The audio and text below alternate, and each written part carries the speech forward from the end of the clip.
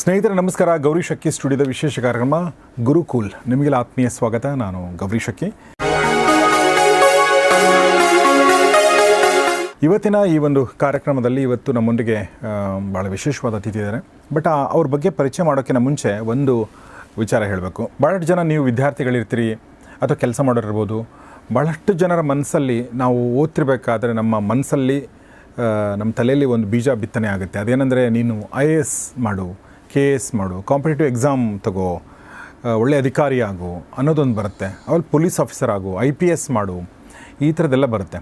ಒಂದಷ್ಟು ಜನ ಆ ಒಂದು ರಸ್ತೆಯಲ್ಲಿ ಹೋಗಿ ಸಕ್ಸಸ್ ಕೂಡ ಕಾಣ್ತಾರೆ, ಒಂದಷ್ಟು ಜನ ಸಕ್ಸಸ್ ಕಾಣಲ್ಲ, ಒಂದಷ್ಟು ಜನ ಅದನ್ನು ಮಾಡೋಕ್ಕೆ ಹೋಗಲ್ಲ. ಈ ಥರದ್ದೆಲ್ಲ ಇರುತ್ತೆ. ಆದರೆ ಒಂದು ಅತ್ಯಂತ ಏನು ಹೇಳಿ ನಿಮಗೆ ನಿಮ್ಮ ಲೈಫಿಗೆ ಒಂದು ಟರ್ನ್ ಕೊಡುವಂಥ ಹುದ್ದೆ ಮತ್ತು ನಿಮ್ಮ ಸಮಾಜಕ್ಕೆ ನೀವು ಏನಾದರೂ ಕಾಂಟ್ರಿಬ್ಯೂಟ್ ಮಾಡಬೇಕು ಅಂದರೆ ಏನಾದರೂ ಒಂದು ಒಳ್ಳೆಯ ಹುದ್ದೆಗಳು ಅಂತಂದರೆ ಅದು ಭಾರತ ಸರ್ಕಾರದ ಅಥವಾ ಕರ್ನಾಟಕ ಸರ್ಕಾರದ ಹುದ್ದೆಗಳು. KS ಅಧಿಕಾರಿಗಳಾಗ್ಬೋದು ಅಥವಾ IAS ಅಧಿಕಾರಿಗಳಾಗ್ಬೋದು ಅಥವಾ ಬೇರೆ ಬೇರೆ ಅಧಿಕಾರಿಗಳಾಗ್ಬೋದು. ಈ ಥರ ಒಂದು ಕಾಂಪಿಟೇಟಿವ್ ಎಕ್ಸಾಮ್ಸ್ನ ಫೇಸ್ ಮಾಡೋದು ಹೇಗೆ ಅಂತ ಕಲಿಸೋಕ್ಕೆ ಸುಮಾರು ಇನ್ಸ್ಟಿಟ್ಯೂಟ್ಗಳಿವೆ. ಅಂಥದ್ರಲ್ಲಿ ಒಂದು ಬೆಂಗಳೂರಿನಲ್ಲಿರುವಂಥ ಟಾಪರ್ IAS ಅಂತ. ಈ ಟಾಪರ್ IASನ ಡೈರೆಕ್ಟರ್ ಮತ್ತು ಫೌಂಡರ್ ಆಗಿರುವಂಥ ಸೋಮಶೇಖರ್ ಹುಲ್ಮನಿ ಅವ್ರು ನಮ್ಮೊಂದಿಗಿದ್ದಾರೆ. ಬನ್ನಿ ಅವ್ರನ್ನ ಸ್ವಾಗತಿಸೋಣ. Sir, welcome to the show. ನಮಸ್ತೆ. ನಮಸ್ಕಾರ ಸರ್. ನನ್ನ ಪ್ರಕಾರ ಪ್ರತಿಯೊಬ್ಬ ವಿದ್ಯಾರ್ಥಿಯ ಜೀವನದಲ್ಲೂ ಕೂಡ ಒಂದು ಕನಸು ಬಿದ್ದು ಹೋಗಿರುತ್ತೆ. ನಾನು KS, ನಾನು IAS, ನಾನು IPS ಅಂತ ಬಂದು ಹೋಗಿರುತ್ತೆ. ಅವನಾದರೂ ಮಾಡಿರ್ತಾನೆ ಅಥವಾ ಅವ್ನ ಫ್ರೆಂಡ್ಸ್ ಮಾಡಿರ್ತಾರೆ, ಯಾರೋ ಒಬ್ಬರು ನಮ್ಮ ಒಂದು ಸರ್ಕಲಲ್ಲಿ ಇದ್ದೇ ಇರ್ತಾರೆ. ಯಾವುದೊಂದು ಎಕ್ಸಾಮ್ನ ತೊಗೊಂಡಿರ್ತೀವಿ. ಅದೊಂದು ಫೇಸ್ ಇರುತ್ತೆ. ಕೆಲವೊಬ್ರು ಮಾತ್ರ ತುಂಬ ಕ್ಲಾರಿಟಿ ಇರುತ್ತೆ, ನಂಗೆ ಬೇಡ ಬೇಕಂತ. ಬಟ್ ತುಂಬ ಜನರಿಗೆ ಅದೊಂದು ಕನಸಿರುತ್ತೆ. ಸೊ ಹೀಗಾಗಿ ಇಂಥ ವಿದ್ಯಾರ್ಥಿಗಳಿಗೆ ಅಂದರೆ ಈ ಥರ ನೀವು PUC ಇರ್ಬೋದು, ಡಿಗ್ರಿ ಇರ್ಬೋದು, ಅಥವಾ ನೀವು ಪೋಸ್ಟ್ ಗ್ರಾಜುಯೇಷನ್ ಇರ್ಬೋದು, ನೀವು ಕೂಡ ಅಧಿಕಾರಿ ಆಗಬೇಕು ಅಂದರೆ ನಿಮ್ಮ ಮನಸ್ಸಲ್ಲಿ ಒಂದಷ್ಟು ಪ್ರಶ್ನೆಗಳಿರ್ತವೆ. ಆ ಪ್ರಶ್ನೆಗಳನ್ನ ಕೇಳುವಂಥ ಒಂದು ಪ್ರಯತ್ನವನ್ನು ನಾನು ಇವತ್ತು ಮಾಡ್ತೀನಿ. ಮೊದಲನೇದಾಗಿ ನಿಮಗೆ ಮತ್ತೊಂದು ಸಲ ಸ್ವಾಗತ ಸೋಮಶೇಖರ್ ಸರ್. ಸೊ 2025 ಮೇ ತಿಂಗಳಲ್ಲಿದ್ದೀವಿ ನಾವು. ಈಗಲೂ ಕೂಡ ಈ ಒಂದು ಎಕ್ಸಾಮ್ಗಳು ಅಷ್ಟೇ ಇಂಪಾರ್ಟೆಂಟಾಗಿ ಉಳ್ಕೊಂಡಿದೆಯಾ? ಈ ಒಂದು ಬದಲಾಗ್ತಿರೋ ಟೆಕ್ನಾಲಜಿ, ಬದಲಾಗ್ತಿರೋ ಬದುಕು, ಓಕೆ. ಸೊ ಈ ಸಂದರ್ಭದಲ್ಲಿ ಹೇಗಿದೆ ಈ ಎಕ್ಸಾಮ್ಗಳನ್ನ? ಅಂದರೆ ಮುಂಚೆಯಷ್ಟು ಒಂದು ಆಸ್ಪಿರೇಷನಲ್ ವ್ಯಾಲ್ಯೂ ಇತ್ತಲ್ಲ, ನಾನು ಆಗಬೇಕು ಅಂತೇಳಿ, ಈಗಲೂ ಹಾಗೆ ಇದೆಯಾ ಹೇಗೆ ಸೋಮಶೇಖರ್ ಸರ್? ಆ್ಯಕ್ಚುಲಿ ಒಳ್ಳೆಯ ಪ್ರಶ್ನೆಯಿಂದನೇ ಶುರು ಮಾಡಿದ್ರಿ ಸರ್. ಏನಂದರೆ ಇವತ್ತು ಎಷ್ಟರ ಮಟ್ಟಿಗೆ ಪ್ರಪಂಚ ಬದಲಾಗ್ತಾ ಇದೆ ಅಂತಂದ್ರೆ, ಬಹುಶಃ ಆರ್ಟಿಫಿಷಿಯಲ್ ಇಂಟೆಲಿಜೆನ್ಸ್ ಬಂದಮೇಲಂತೂ ದೊಡ್ಡ ಒಂದು ಬದಲಾವಣೆ ಕಾಣಿಸ್ತಾ ಇದೆ. ಎಷ್ಟೋ ಜನ ಜಾಬ್ಸ್ಗಳು ಕಳ್ಕೊಳ್ತಾ ಇದ್ದಾರೆ, ಗೊತ್ತಿರೋಂಥ ಸತ್ಯ ಎಲ್ಲ ಫೀಲ್ಡಲ್ಲೂ. ಸೊ 2 ಕಾರಣಗಳಿದೆ. ಒಂದು ಆಸ್ಪಿರೇಷನ್, ನಾನೊಂದು IAS ಆಗಬೇಕು, ನಾನೊಂದು DC ಆಗಬೇಕು, ಅಥವಾ ಸೂಪರಿಂಟೆಂಡೆಂಟ್ ಆಫ್ ಪೊಲೀಸ್ ಆಗಬೇಕು, ಅಥವಾ ತಹಸೀಲ್ದಾರ್ ಆಗಬೇಕು. ಭಾಳಷ್ಟು ಜನ ಕನಸಿರುತ್ತೆ. ಅದು ಒಂದು ಕಡೆಗೆ. ಅಂದರೆ ನಾನು ಏನೋ ಒಂದು ದೊಡ್ಡ ಹುದ್ದೆ, ನಾನೇನೋ ಜನರ ಸೇವೆ ಮಾಡಬೇಕು, ಒಂದು ಸಮಾಜದಲ್ಲಿ ಒಂದು ದೊಡ್ಡ ಸೇವೆಯನ್ನು ಮಾಡಿ ರೆಕಗ್ನಿಷನ್ ತಗೊಳ್ಬೇಕು, ಆ ಒಂದು ಕಡೆಗೆ. ಅದ್ರ ಜೊತೆಗೆ ಇನ್ನೊಂದು ಬ್ರಾಕೆಟಲ್ಲಿ ಹೇಳ್ಬಿಡ್ತೀನಿ, ನಾನು ದುಡ್ಡು ಮಾಡಬೇಕು ಅಂತ ಕೂಡ ಸುಮಾರು ಜನ ಇರ್ತಾರೆ. ಖಂಡಿತ. ನಾನು ಅದನ್ನು ನೆಗೆಟಿವ್ ಹೇಳ್ತಾ ಇಲ್ಲ, ನಾನು ಅಂದರೆ ನೆಗೆಟಿವ್ ಅಂತ ಹೇಳಲ್ಲ ಅಂತ ಹೇಳೋದು ತಪ್ಪೇ. ಓಕೆ, ತುಂಬ ಜನರಿಗೆ ದುಡ್ಡು ಮಾಡಬೇಕಂತ ಕೂಡ ಬರ್ತಾರೆ. ಇರಲಿ, ಆ ಒಂದು ಸಂಖ್ಯೆ ಕೂಡ ಇರಲಿ. ಬಟ್ ದುಡ್ಡು ಮಾಡಲ್ವೋ ಅದು ಬೇರೆ ಪ್ರಶ್ನೆ. ಆದರೆ ಸೇವೆ ಮಾಡೋಕ್ಕೆ, ಕೆಲಸ ಮಾಡೋಕ್ಕೆ, ಜನರಿಗೆ ಸಹಾಯ ಮಾಡೋಕ್ಕಂತೂ ಒಳ್ಳೆ ಅವಕಾಶ ಇಲ್ಲ. ಖಂಡಿತವಾಗ್ಲೂ ಸರ್. ಆ ಥರ ಒಂದಿಷ್ಟು ಜನ ಇದ್ದಾರೆ, ಇವತ್ತಿಗೂ ಇದ್ದಾರೆ. ಅದು ಏನೇ ಟ್ರೆಂಡ್ ಚೇಂಜ್ ಆಗ್ಬೋದು, ಮಾಡಬೇಕು ಅನ್ನೋಕ್ಕೆ ಒಂದು ಅವಕಾಶ ಕೊಡುವಂಥ ಒಂದು ಇದು. ಇನ್ನು ಎರಡನೇದು ಏನಂದರೆ, ಬದಲಾಗ್ತಿರೋ ಈ ಕಾಲಘಟ್ಟದಲ್ಲಿ ಏನಾಗ್ತಾ ಇದೆ, ಜಾಬ್ಸು ಸೆಕ್ಯೂರಿಟಿ ಇನ್ನೂ ಇದಾಗ್ತಾ ಇದೆ. ಸೊ ಗೌರ್ಮೆಂಟ್ ಸೆಕ್ಟರ್ ಹೋದರೆ ಅಟ್ಲೀಸ್ಟ್ ನಾನು 60 ವರ್ಷದವರೆಗೂ ಇರ್ಬೋದಲ್ಲಪ್ಪ. ಸೊ ಈ 2 ಕಾರಣಗಳಿಗೂ ಕೂಡ ಇವತ್ತಿಗೂ ರಿಲೆವೆಂಟಾಗಿ ಉಳ್ಕೊಂಡಿದೆ. ಇಲ್ಲದೆ ಹೋಗಿದ್ದರೆ 1,000 ಪೋಸ್ಟ್ಗಳಿಗೆ 7 ಲಕ್ಷ ಜನ ಅಪ್ಲಿಕೇಶನ್ ಹಾಕ್ತಾ ಇರಲಿಲ್ಲ. 1000 ಪೋಸ್ಟಿಗೆ 7 ಲಕ್ಷ ಜನ ಅಪ್ಲಿಕೇಶನ್ ಹಾಕ್ತಾ ಇರಲಿಲ್ಲ. ಅಥವಾ ಸ್ಟೇಟ್ ಲೆವೆಲಲ್ಲಿ ತೊಗೊಂಡ್ರೆ KS ಎಕ್ಸಾಮ್ಗೆ ಇರೋ 384 ಈ ಸತಿ ಕರೆದಿದ್ದು, ಅದಕ್ಕೆ ಸುಮಾರು 3 ಲಕ್ಷ ಜನ ಅಪ್ಲೈ ಮಾಡ್ತಾ ಇರಲಿಲ್ಲ. ಸೊ ನಾನು ಹೇಳೋದಕ್ಕಿಂತ ಡಾಟಾ ಹೇಳ್ತಾ ಇದೆ. ಸೊ ಅದು ಇವತ್ತಿಗೂ ಕೂಡ ಯಾವ ಕಾರಣಕ್ಕೆ 2 ಕಾರಣಗಳು ಕೊಟ್ಟಿದ್ದೀನಿ. S wonderful sir. ಸೊ ನನ್ನ ಒಂದು ಪ್ರಶ್ನೆ, ನಿಮ್ಮ ಒಂದು 7 ವರ್ಷಗಳಿಂದ ನೀವು ಟಾಪರ್ IAS ನಡೆಸ್ತಾ ಇದ್ದೀರಾ, ಆ ಹಿನ್ನೆಲೆಯಲ್ಲಿ ಈ ಪ್ರಶ್ನೆ ಕೇಳ್ತಾ ಇದ್ದೀನಿ. ಈಗ ನಾವು KS ಮತ್ತು IAS ಅಂತ ನಾನು ಹೇಳಿದೆ, ನಾನೊಬ್ಬ ಲೇಮನ್ ಆಗಿ ಹೇಳ್ತಾ ಇದ್ದೀನಿ. ಓಕೆ, ನನಗೆ ಅದ್ರ ಬಗ್ಗೆ ಅಷ್ಟು ಡೀಪಾಗಿ ನಾಲೆಜ್ ಇಲ್ಲದೆ ಇರೋದ್ರಿಂದ, ಇದ್ರ ಹೊರತಾಗಿ ಸುಮಾರು ಅಲ್ಲಿ ಎಕ್ಸಾಮ್ಗಳು, ತುಂಬ ಒಳ್ಳೆಯ ಎಕ್ಸಾಮ್ಗಳು, ತುಂಬ ಅದ್ಭುತವಾದ ಎಕ್ಸಾಮ್ಗಳು, ಲೈಫ್ ಅವಕಾಶ ಕೊಡುವಂಥ ಎಕ್ಸಾಮ್ಗಳಿದೆ. ಸೊ ನನ್ನ ಪ್ರಶ್ನೆ ಏನಂತಂದರೆ, ಈಗ ಒಬ್ಬ ಹುಡುಗ PUCನಲ್ಲಿದ್ದಾನೋ ಅಥವಾ ಡಿಗ್ರಿನಲ್ಲಿದ್ದಾನೋ, ಅವನಿಗೂ ನಾನು ಕಾಂಪಿಟೇಟಿವ್ ಎಕ್ಸಾಮ್ ತೊಗೋಬೇಕಂತ ಇದೆ, ಬಟ್ ಯಾವ್ದು ತೊಗೋಬೇಕು ನಾನು ಅನ್ನೋದ್ರ ಬಗ್ಗೆ ಕ್ಲಾರಿಟಿ ಇಲ್ಲ. ಅಂಥವ್ರಿಗೆ ಏನು ಹೇಳಕ್ಕೆ ಇಷ್ಟಪಡ್ತೀರಿ ಸರ್? ಸರ್, ಪ್ರತಿಯೊಬ್ಬರಿಗೂ ಕೂಡ ಈಗ ಒಂದು ಕೆಪಾಸಿಟಿ ಅಂತ ಇರುತ್ತೆ. ನಾನು ಆಗದೇ ಇಲ್ಲ ಅಂತ ಹೇಳ್ತಿಲ್ಲ, ಆದರೆ ನಮ್ಮನ್ನು ನಾವು ಒಂದ್ಸರಿ ಇಂಟ್ರೋಸ್ಪೆಕ್ಟ್ ಮಾಡ್ಕೋಬೇಕಾಗತ್ತೆ. ಒಂದು ಉದಾಹರಣೆ ಕೊಡೋದಾದರೆ, ಈಗ ನನಗೆ ಎಷ್ಟು ಇಂಗ್ಲೀಷ್ ಬರಲ್ಲ ಅಂತ ಅಂದ್ಕೊಳ್ಳಿ. ಸೊ ನಾನು IAS ಮಾಡಬೇಕು ಅಂತಂದರೆ ಫಸ್ಟ್ ನಾನು ಇಂಗ್ಲೀಷ್ ಕಲ್ತ್ಕೊಳ್ಳೇಬೇಕು, ಸುಮ್ಮನೆ ಆಸ್ಪೈರ್ ಮಾಡೋದಲ್ಲ. ಯಾಕಂದರೆ ಅಲ್ಲಿ ಮಿನಿಮಮ್ ನೀವು ಕನ್ನಡದಲ್ಲಿ ಬರೀಬೇಕು ಅಂದರೂ ಕೂಡ ಫಸ್ಟ್ ಲೆವೆಲಲ್ಲಿ ಇಂಗ್ಲೀಷಲ್ಲೇ ನೀವು ಹ್ಯಾಂಡಲ್ ಮಾಡಬೇಕಾಗತ್ತೆ. ಸೊ ಹಾಗಾಗಿ ಇಂಗ್ಲೀಷೇ ಬರಲ್ಲ ಅಂದರೆ ನಾನು IAS ಮಾಡ್ತೀನಿ, ಆಗಲ್ಲ. ಬಟ್ ಕನ್ನಡದಲ್ಲಿ ನಾನು ತೊಗೊಳ್ಬೋದು. ಸೊ ಹಾಗಾಗಿ ಆ ಒಂದು ಕೆಪಾಸಿಟಿ ಚೆಕ್ ಅದನ್ನು ಮಾಡ್ಕೊಳ್ಬೇಕಾಗುತ್ತೆ ಫಸ್ಟು. ಯಾಕಂದರೆ IAS ಎಕ್ಸಾಮ್ ಇದೆ, KS ಎಕ್ಸಾಮ್ ಇದೆ, ಕೆಳಗಡೆಗೆ FDA, SDA, PSI ಎಕ್ಸಾಮ್ಸ್ ಇದೆ. ಸೊ ಈ ರೀತಿ ಹಲವಾರು ಎಕ್ಸಾಮ್ಸ್ ಇದ್ದಾವೆ. ಮಿತ್ತಾಗ ಈ ಬ್ಯಾಂಕಿಂಗ್ ಸೆಕ್ಟರ್ ಬಂದರೆ ಅಲ್ಲೂ ಕೂಡ ತುಂಬ ಅಂದರೆ ತುಂಬ ಆಪರ್ಚುನಿಟೀಸ್ ಇದ್ದಾವೆ.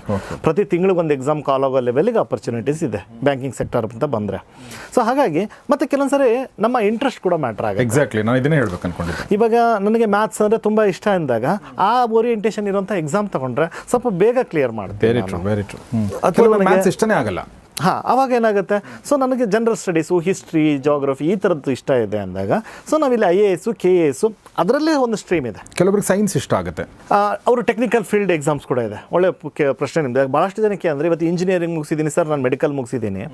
ಸೊ ನನಗೆ ಅವ್ರಿಗೆ ಐಡಿಯಾನೇ ಇಲ್ಲ ಇಂಜಿನಿಯರಿಂಗ್ ಸರ್ವಿಸ್ ಅಂತ ಒಂದು ಎಕ್ಸಾಮ್ ಇದೆ. So UPSC exam, engineering service ಅಂತ. ಹೌದು ಸರ್. ಸೊ UPSCನೇ ಎಕ್ಸಾಮ್ ಕಂಡಕ್ಟ್ ಮಾಡುತ್ತೆ ಅದನ್ನು ಕೂಡ. ಓಕೆ, ಅದೇ ಥರ ಮೆಡಿಕಲ್ ಸರ್ವಿಸ್ ಕೂಡ ಇದೆ. ಸೊ ಇದನ್ನು ಅವರು ಯೋಚನೆ ಮಾಡಲ್ಲ. ಓಕೆ, ನಾನು ಮೆಡಿಕಲ್ ಮುಗಿಸಿದ್ದೀನಿ, ನಾನು ಬರೀ IAS ಮಾಡಬೇಕು, ಹಾಗೇನಿಲ್ಲ. ಆದರೆ ನಿಮ್ಮ ಇಂಟ್ರೆಸ್ಟ್ ಫಸ್ಟ್. ಎಕ್ಸಾಕ್ಟ್ಲಿ, ನಿಮಗೆ ಇಂಟ್ರೆಸ್ಟು ನೀವು ಓದಿನಂಥ ಸಬ್ಜೆಕ್ಟಲ್ಲೇ ಇದ್ದರೆ ಇಂಜಿನಿಯರಿಂಗ್ ಸರ್ವಿಸ್ ಮಾಡಿ. ಏನು ಸರ್ IES ಅಂದರೆ ಇಂಡಿಯನ್ ಇಂಜಿನಿಯರಿಂಗ್ ಸರ್ವಿಸ್ ಪಾಸ್ ಮಾಡಿದವರು ಏನು ಮಾಡ್ತಾರೆ ಅವ್ರ ಮುಂದೆ? ಸರ್ ಇವಾಗ ರೈಲ್ವೆ ಡಿಪಾರ್ಟ್ಮೆಂಟ್ ಟೆಕ್ನಿಕಲ್ ಜಾಬ್ಸ್ ತುಂಬ ಇದೆ. Okay, central government. ಸೆಂಟ್ರಲ್ ಗೌರ್ಮೆಂಟಲ್ಲೂ ಇದೆ, ಸ್ಟೇಟ್ ಗೌರ್ಮೆಂಟಲ್ಲೂ ಇದೆ. ಫಾರ್ ಎಕ್ಸಾಂಪಲ್ ಇಲ್ಲಿ ಅಸಿಸ್ಟೆಂಟ್ ಇಂಜಿನಿಯರ್ ಅಂತ ಆಗ್ತಾರೆ. PWD ಡಿಪಾರ್ಟ್ಮೆಂಟ್ ಇರುತ್ತೆ, ರೈಲ್ವೆ ಡಿಪಾರ್ಟ್ಮೆಂಟ್ ಇರುತ್ತೆ. ಇಲ್ಲಿ ಹೊರಗಡೆಗೆ ಒಬ್ಬ IASಗೆ ಯಾಕೆ ಅಷ್ಟೊಂದು ಬೆಲೆ ಬಂದಿದೆ ಅಂದರೆ ಅವನು ಪಬ್ಲಿಕ್ಕಲ್ಲಿ ಇರ್ತಾನೆ. ಸೊ ಮೂರತ್ತು ಪಬ್ಲಿಕ್ ಇಂಟ್ರಾಕ್ಷನ್ ಇರೋದ್ರಿಂದ ಎಲ್ರಿಗೂ ಅವ್ರ ಬಗ್ಗೆ ಗೊತ್ತು. ಅಷ್ಟೇ ಪವರ್ಫುಲ್ ಪೋಸ್ಟು ಅಲ್ಲೂ ಇದೆ. ಸೊ ಹಾಗಾಗಿ ನನಗೆ ಟೆಕ್ನಿಕಲಿ ತುಂಬ ಸ್ಟ್ರಾಂಗ್ ಇದ್ದೀನಿ ಅಂತ ಅನಿಸಿದರೆ ನೀವು ಅಲ್ಲಿ ಹೋಗಿ. ಇಲ್ಲ ನನಗೆ ಜನರಿಕ್ ಸರ್ವಿಸು ಇಷ್ಟ ಮತ್ತು ನಂಗೆ ಜನರಲ್ ಸ್ಟಡೀಸ್ ಓದಲಿಕ್ಕೂ ಇಷ್ಟ, ಸೊ ನಾನು ಬರ್ತೀನಿ ಅಂದರೆ IAS, KS ಇಲ್ಲ ಕೆಳಗೆ ಅಂದರೆ ಅದಕ್ಕೆ ಹಂತದಲ್ಲಿ ಕೆಳಗೆ ಅಂದರೆ ನೀವು PSI ಮಾಡ್ಬೋದು ನೀವು. ಸೊ ಅಥವಾ ಗ್ರೂಪ್ C ಎಕ್ಸಾಮ್ಸ್ ಬರುತ್ತೆ, FDA ಬರುತ್ತೆ, SDA ಬರುತ್ತೆ. ಸೊ ತುಂಬ ಎಕ್ಸಾಮ್ಸ್ IPS ಬರುತ್ತೆ, IAS IFS ಬರುತ್ತೆ, ಫಾರೆಸ್ಟ್ ಸರ್ವಿಸು. ಅಲ್ಲಿ ಫಾರೆಸ್ಟ್ ಸರ್ವಿಸ್ ಕೂಡ ಇದೆ. ನಾನೊಂದು ಐಡಿಯಾ ಕೊಟ್ಬಿಡ್ತೀನಿ ಎಕ್ಸಾಮ್ ಆ್ಯಕ್ಚುಲಿ ಏನಿರುತ್ತೆ ಅಂತ, ಪ್ರೋಸೆಸ್ ಬಗ್ಗೆ. IAS ಎಕ್ಸಾಮ್ನ IAS ಅಂತ ಹೇಳ್ತೀವಿ, ಆ್ಯಕ್ಚುಲಿ IAS ಅಂತ ಎಕ್ಸಾಮ್ ಇಲ್ಲ, ಸಿವಿಲ್ ಸರ್ವಿಸ್ ಎಕ್ಸಾಮಿನೇಷನ್ ಅಂತ, ನಾಗರಿಕ ಸೇವಾ ಪರೀಕ್ಷೆ ಅಂತ ನಾವು ಕರಿತೀವಿ. ಸೊ ಇಲ್ಲೇನಂತಂದರೆ ಪೋಸ್ಟ್ ಏನಂದರೆ ದೇವನೊಬ್ಬ ನಾಮ ಹಲವು ಅಂದಂಗೆ ಎಕ್ಸಾಮ್ ಒಂದೇ. ಸೊ ಇಲ್ಲಿ ಪೋಸ್ಟ್ಗಳು ಬೇಕಾದಷ್ಟು. ಸೊ ಈಗ ಟಾಪಲ್ಲಿ 3 ಸರ್ವಿಸ್ ಯೂಶಲಿ ನಾವು ರೆಕಗ್ನೈಸ್ ಮಾಡ್ತೀವಿ. IAS, IPS ಮತ್ತು IFS ಫಾರಿನ್ ಸರ್ವಿಸು, ಈ ಮೂರನ್ನ ಟಾಪಲ್ಲಿ ನೋಡ್ತೀವಿ. ಸೊ ಇನ್ನೊಂದು ಅದಕ್ಕೆ ಅಷ್ಟೇ ಈಕ್ವಲೆಂಟಾಗಿ ನಮಗೆ ಫಾರೆಸ್ಟ್ ಸರ್ವಿಸ್ ಕೂಡ ಇವತ್ತಿದೆ. ಸೊ ಇಲ್ಲಿ ಈ ಎಕ್ಸಾಮ್ಗಳು ಅಂದರೆ ಬರೀ 3 ಟಾಪ್ ಇರೋದ್ರಿಂದ IAS ಅಂತ ನಾವು ಹೇಳ್ತೀವಿ ಅಷ್ಟೇ. ಅದರೊಳಗಡೆಗೆ IRS ಇದೆ, ಅಂದರೆ ರೈಲ್ವೆ ಸರ್ವಿಸ್ ಇದೆ, ರೆವಿನ್ಯೂ ಸರ್ವಿಸ್ ಇದೆ, ಕಾರ್ಪೊರೇಟ್ ಸರ್ವಿಸ್ ಇದೆ. ಓಕೆ, ಅಂಡಮಾನ್ ನಿಕೋಬಾರ್ ಅಡ್ಮಿನಿಸ್ಟ್ರೇಟರ್ ಆಗೋಕ್ಕೆ ಅವಕಾಶ ಇದೆ, ಪೊಲೀಸ್ ಸರ್ವಿಸ್ ಇದೆ. ಡೆಲ್ಲಿಗೂ ಅದೇ ಥರ ನೀವು ಪೊಲೀಸ್ ಡಿಪಾರ್ಟ್ಮೆಂಟು ಸೇರ್ಕೋಬೋದು ಅಥವಾ ಅಡ್ಮಿನಿಸ್ಟ್ರೇಟರ್ ಆಗ್ಬೋದು. ಸೊ ಹೀಗೆ ಸುಮಾರು ಒಂದು 26 ಇವನ್ ರೈಲ್ವೆ ಮ್ಯಾನೇಜ್ಮೆಂಟ್ ಸರ್ವಿಸ್ ಅಂತ ಕೂಡ ಆ್ಯಡ್ ಮಾಡಿದರು. ಸೊ ಇಷ್ಟೊಂದು ಅವಕಾಶಗಳಿರುತ್ತೆ. ಸೊ ಎಲ್ಲರೂ ಎಕ್ಸಾಮ್ ಬರೆದ ತಕ್ಷಣ IAS ಆಗಿರಲ್ಲ. ಎಕ್ಸಾಕ್ಟ್ಲಿ. ಸೊ ಒಂದು 100 ಜನಕ್ಕೆ ಅವಕಾಶ ಸಿಕ್ಕರೆ ಇನ್ನು ಉಳಿದಿರೋ 900 ಜನ ಅವರು ಬೇರೆ ಸರ್ವಿಸ್ಗಳನ್ನೇ ಚೂಸ್ ಮಾಡ್ತಾರೆ. ಸರ್, ಕರ್ನಾಟಕದಲ್ಲೇ ನಾನು ಸರ್ವಿಸ್ ಮಾಡಬೇಕು, ಎಕ್ಸಾಂಪಲ್ ಹೇಳ್ತಾರೆ, ನನಗೆ ಇಂಗ್ಲೀಷ್ ಅಷ್ಟೊಂದು ಗೊತ್ತಿಲ್ಲ, ಕನ್ನಡ ತುಂಬ ಚೆನ್ನಾಗಿ ಗೊತ್ತಿದೆ ಅನ್ನೋರು ಏನು ಮಾಡಬೇಕು ಸರ್?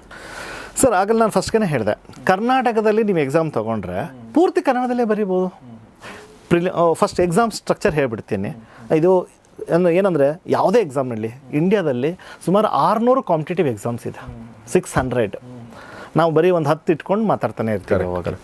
ಸೊ ಎಲ್ಲ ಎಕ್ಸಾಮು ಕೂಡ 3 ಪ್ರೊಸೆಸ್ಗಳನ್ನು ಅಡಾಪ್ಟ್ ಮಾಡ್ಕೊಂಡಿರುತ್ತೆ. ಅಂದರೆ ಫಸ್ಟ್ ಲೆವೆಲಲ್ಲಿ ಏನಂತಂದರೆ ಪ್ರಿಲಿಮಿನರಿ ಎಕ್ಸಾಮ್ ಅಂತ ಕರಿತೀವಿ IAS ಅಲ್ಲಿ. ಅಲ್ಲೇನಪ್ಪ ಅಂತಂದರೆ ಆ್ಯಕ್ಚುಲಿ ಇದು ಸೆಲೆಕ್ಷನ್ ಎಕ್ಸಾಮ್ ಅಲ್ಲ, ಇದು ಎಲಿಮಿನೇಷನ್ ಎಕ್ಸಾಮ್. ಕರೆಕ್ಟ್. ಯಾಕೆ? ಈ ಪ್ರಿಲಿಮಿನರಿ ಎಕ್ಸಾಮಲ್ಲಿ ಏನಾಗುತ್ತೆ ಅಂದರೆ ಮಲ್ಟಿಪಲ್ ಚಾಯ್ಸ್ ಕ್ವಶನ್ಸ್ ಇರುತ್ತೆ. ಓಕೆ, ಸೊ ಇಲ್ಲಿ 4 ಆಪ್ಷನಲ್ಲಿ ಒಂದನ್ನು ರೈಟು ಅಂತ, ತಪ್ಪು ಮಾಡಿದರೆ ನೆಗೆಟಿವ್ ಮಾರ್ಕಿಂಗ್ ಕೂಡ ಇರುತ್ತೆ. ಮುಂಚೆ ಏನಾಗ್ತಿತ್ತು, 80ಸ್ಗಿಂತ ಮುಂಚೆ ಈ ಪ್ರಿಲಿಮಿನರಿ ಎಕ್ಸಾಮೇ ಇರಲಿಲ್ಲ, ಬರೀ ಮೇನ್ಸ್ ಎಕ್ಸಾಮ್ ಇರೋದು. ಸೀರಿಯಸ್ ಇದ್ದವರು, ಸೀರಿಯಸ್ ಇಲ್ಲದೆ ಇದ್ದವರು ಎಲ್ಲರೂ ಎಕ್ಸಾಮ್ ಬರೀತಾಯಿದ್ರು. ಆ ಪೇಪರ್ ವ್ಯಾಲ್ಯೂಯೇಷನ್ ಮಾಡಿಸೋದೇ ಒಂದು ಬರ್ಡನ್ ಆಗೋದು. So let us eliminate these non serious candidates ಅಂತ ಹೇಳ್ಬಿಟ್ಟು ಪ್ರಿಲಿಮಿನರಿ ಎಕ್ಸಾಮ್ನ ಇಂಟ್ರೊಡ್ಯೂಸ್ ಮಾಡ್ತಾರೆ. ಯಾಕಂದರೆ ಸುಮ್ಮನೆ ಈಗ 100 ರೂಪೀಸ್ ಇದೆ ಫೀಸ್ ಅಂತ ಹಾಕೋರು ಒಂದಿಷ್ಟು ಜನ, ತೂರಿಕೆಗೆ ಹಾಕೋರು ಒಂದಿಷ್ಟು ಜನ, ನಾನು IAS ಎಕ್ಸಾಮ್ ಬರೀತಿದ್ದೀನಿ ಅಂತ, ಮತ್ತು ಹೆಣ್ಮಕ್ಳಿಗೆ ಅದು ಫೀಸ್ ಇಲ್ಲ, ಸೊ ಸುಮ್ಮನೆ ಒಂದು ಎಕ್ಸ್ಪೆರಿಮೆಂಟ್ ಮಾಡೋಣ ಅಂತ. ಸೊ ಹಾಗಾಗಿ ಈ ನಾನ್ ಸೀರಿಯಸ್ ಕ್ಯಾಂಡಿಡೇಟ್ ಇದು ಭಾಳ ಇಂಪಾರ್ಟೆಂಟ್ ನನಗೆ ಹೇಳ್ತಾ ಇರೋದು. ಯಾಕೆ ಇದನ್ನು ಹೇಳ್ತಾ ಇದ್ದೀನಿ, 7 ಲಕ್ಷ ಜನ ಬರೀತಾರೆ ಅಂತ ನಾನು ಹೇಳಿದೆ. ಸೊ ಹೈಯೆಸ್ಟ್ ಅಂದರೆ 11 ಲಕ್ಷ ಜನ ಒಂದು ಸರಿ ಬರೆದಿದ್ದಾರೆ ನಾವು RTIನಲ್ಲಿ ನೋಡಿರೋ ಪ್ರಕಾರ. ಸೊ ಗಾಬರಿ ಆಗಿಬಿಡುತ್ತೆ, ಅಯ್ಯೋ 10 ಲಕ್ಷ ಜನ ಬರೀತಾರೆ ಅಂದರೆ ನಾನು ಎಲ್ಲ ಒಳಗಡೆ ಹೋಗ್ತೀನಿ ಅಂತ. ಸೊ ಇದನ್ನು ನಾನು ಯಾಕೆ ಹೇಳಿದೆ ಅಂದರೆ ಇದರಲ್ಲಿ ಸೀರಿಯಸ್ ಕ್ಯಾಂಡಿಡೇಟ್ಸ್ ಎಷ್ಟು, ಸೀರಿಯಸ್ ಕ್ಯಾಂಡಿಡೇಟ್ಸು ಮ್ಯಾಕ್ಸಿಮಮ್ ಅಂದರೆ 1 ಲಕ್ಷ ಇರ್ಬೋದು. ತುಂಬ ಸೀರಿಯಸ್ ಅಂತಂದರೆ ಒಂದು 50,000 ಜನ ಇರ್ತಾರೆ ತುಂಬ ಸೀರಿಯಸ್ಸು. ಹೌದು, ಡೂ ಆರ್ ಡೈ, ನಾನು ಮಾಡಲೇಬೇಕು ಅಂತ ಹಠಕ್ಕೆ ಬಿದ್ದವರು. ಸೊ ಇದು ಪ್ರಿಲಿಮಿನರಿ ಎಕ್ಸಾಮು, ಇದು ಸೆಲೆಕ್ಷನ್ ಎಕ್ಸಾಮ್ ಅಲ್ಲ, ಇದು ಎಲಿಮಿನೇಷನ್ ಎಕ್ಸಾಮ್. ಸೆಕೆಂಡ್ ಲೆವೆಲ್ ಬಂದರೆ ಅಲ್ಲೇನಿರುತ್ತೆ ಅಂತಂದರೆ, ಸೊ ನಿಮಗೆ ಡಿಗ್ರಿ ಎಕ್ಸಾಮ್ ಥರ ನಿಮಗೆ ಡಿಟೇಲಾಗಿ ಎಸ್ಸೆ ಟೈಪ್ ಆನ್ಸರ್ಸ್ ಬರೆಯೋಕ್ಕಿರುತ್ತೆ. ಸೊ ಅಲ್ಲೇನು ಅಂತಂದರೆ ಒಂದು ಎಸ್ಸೆ ಪೇಪರ್ ಇರುತ್ತೆ. ಟೋಟಲಿ ನಾವು 7+2 ಅಂತ ಹೇಳ್ತೀವಿ. ಫಸ್ಟ್ IAS ಹೇಳ್ತೀನಿ, ಕಂಪೇರ್ ಮಾಡಿ KS ಕೂಡ ಹೇಳ್ತೀನಿ. ಸೊ ಇಲ್ಲಿ ಒಂದು ಎಸ್ಸೆ ಜನರಲ್ ಸ್ಟಡೀಸು 1, 2, 3, 4 4 ಸಬ್ಜೆಕ್ಟು. ಅದಾದ ಮೇಲೆ ಒಂದು ಆಪ್ಷನಲ್ ಸಬ್ಜೆಕ್ಟು, ಅಂದರೆ ಅವ್ರ ಚಾಯ್ಸ್ ಒಂದು ಸಬ್ಜೆಕ್ಟ್ ತೊಗೊಳ್ಬೇಕು. ಟೋಟಲ್ ಎಷ್ಟಾಯಿತು, 7 ಪೇಪರ್ ಆಯಿತು. ಆಪ್ಷನಲಲ್ಲಿ 2 paper, essay 1, 4 general studies, total 7 paper.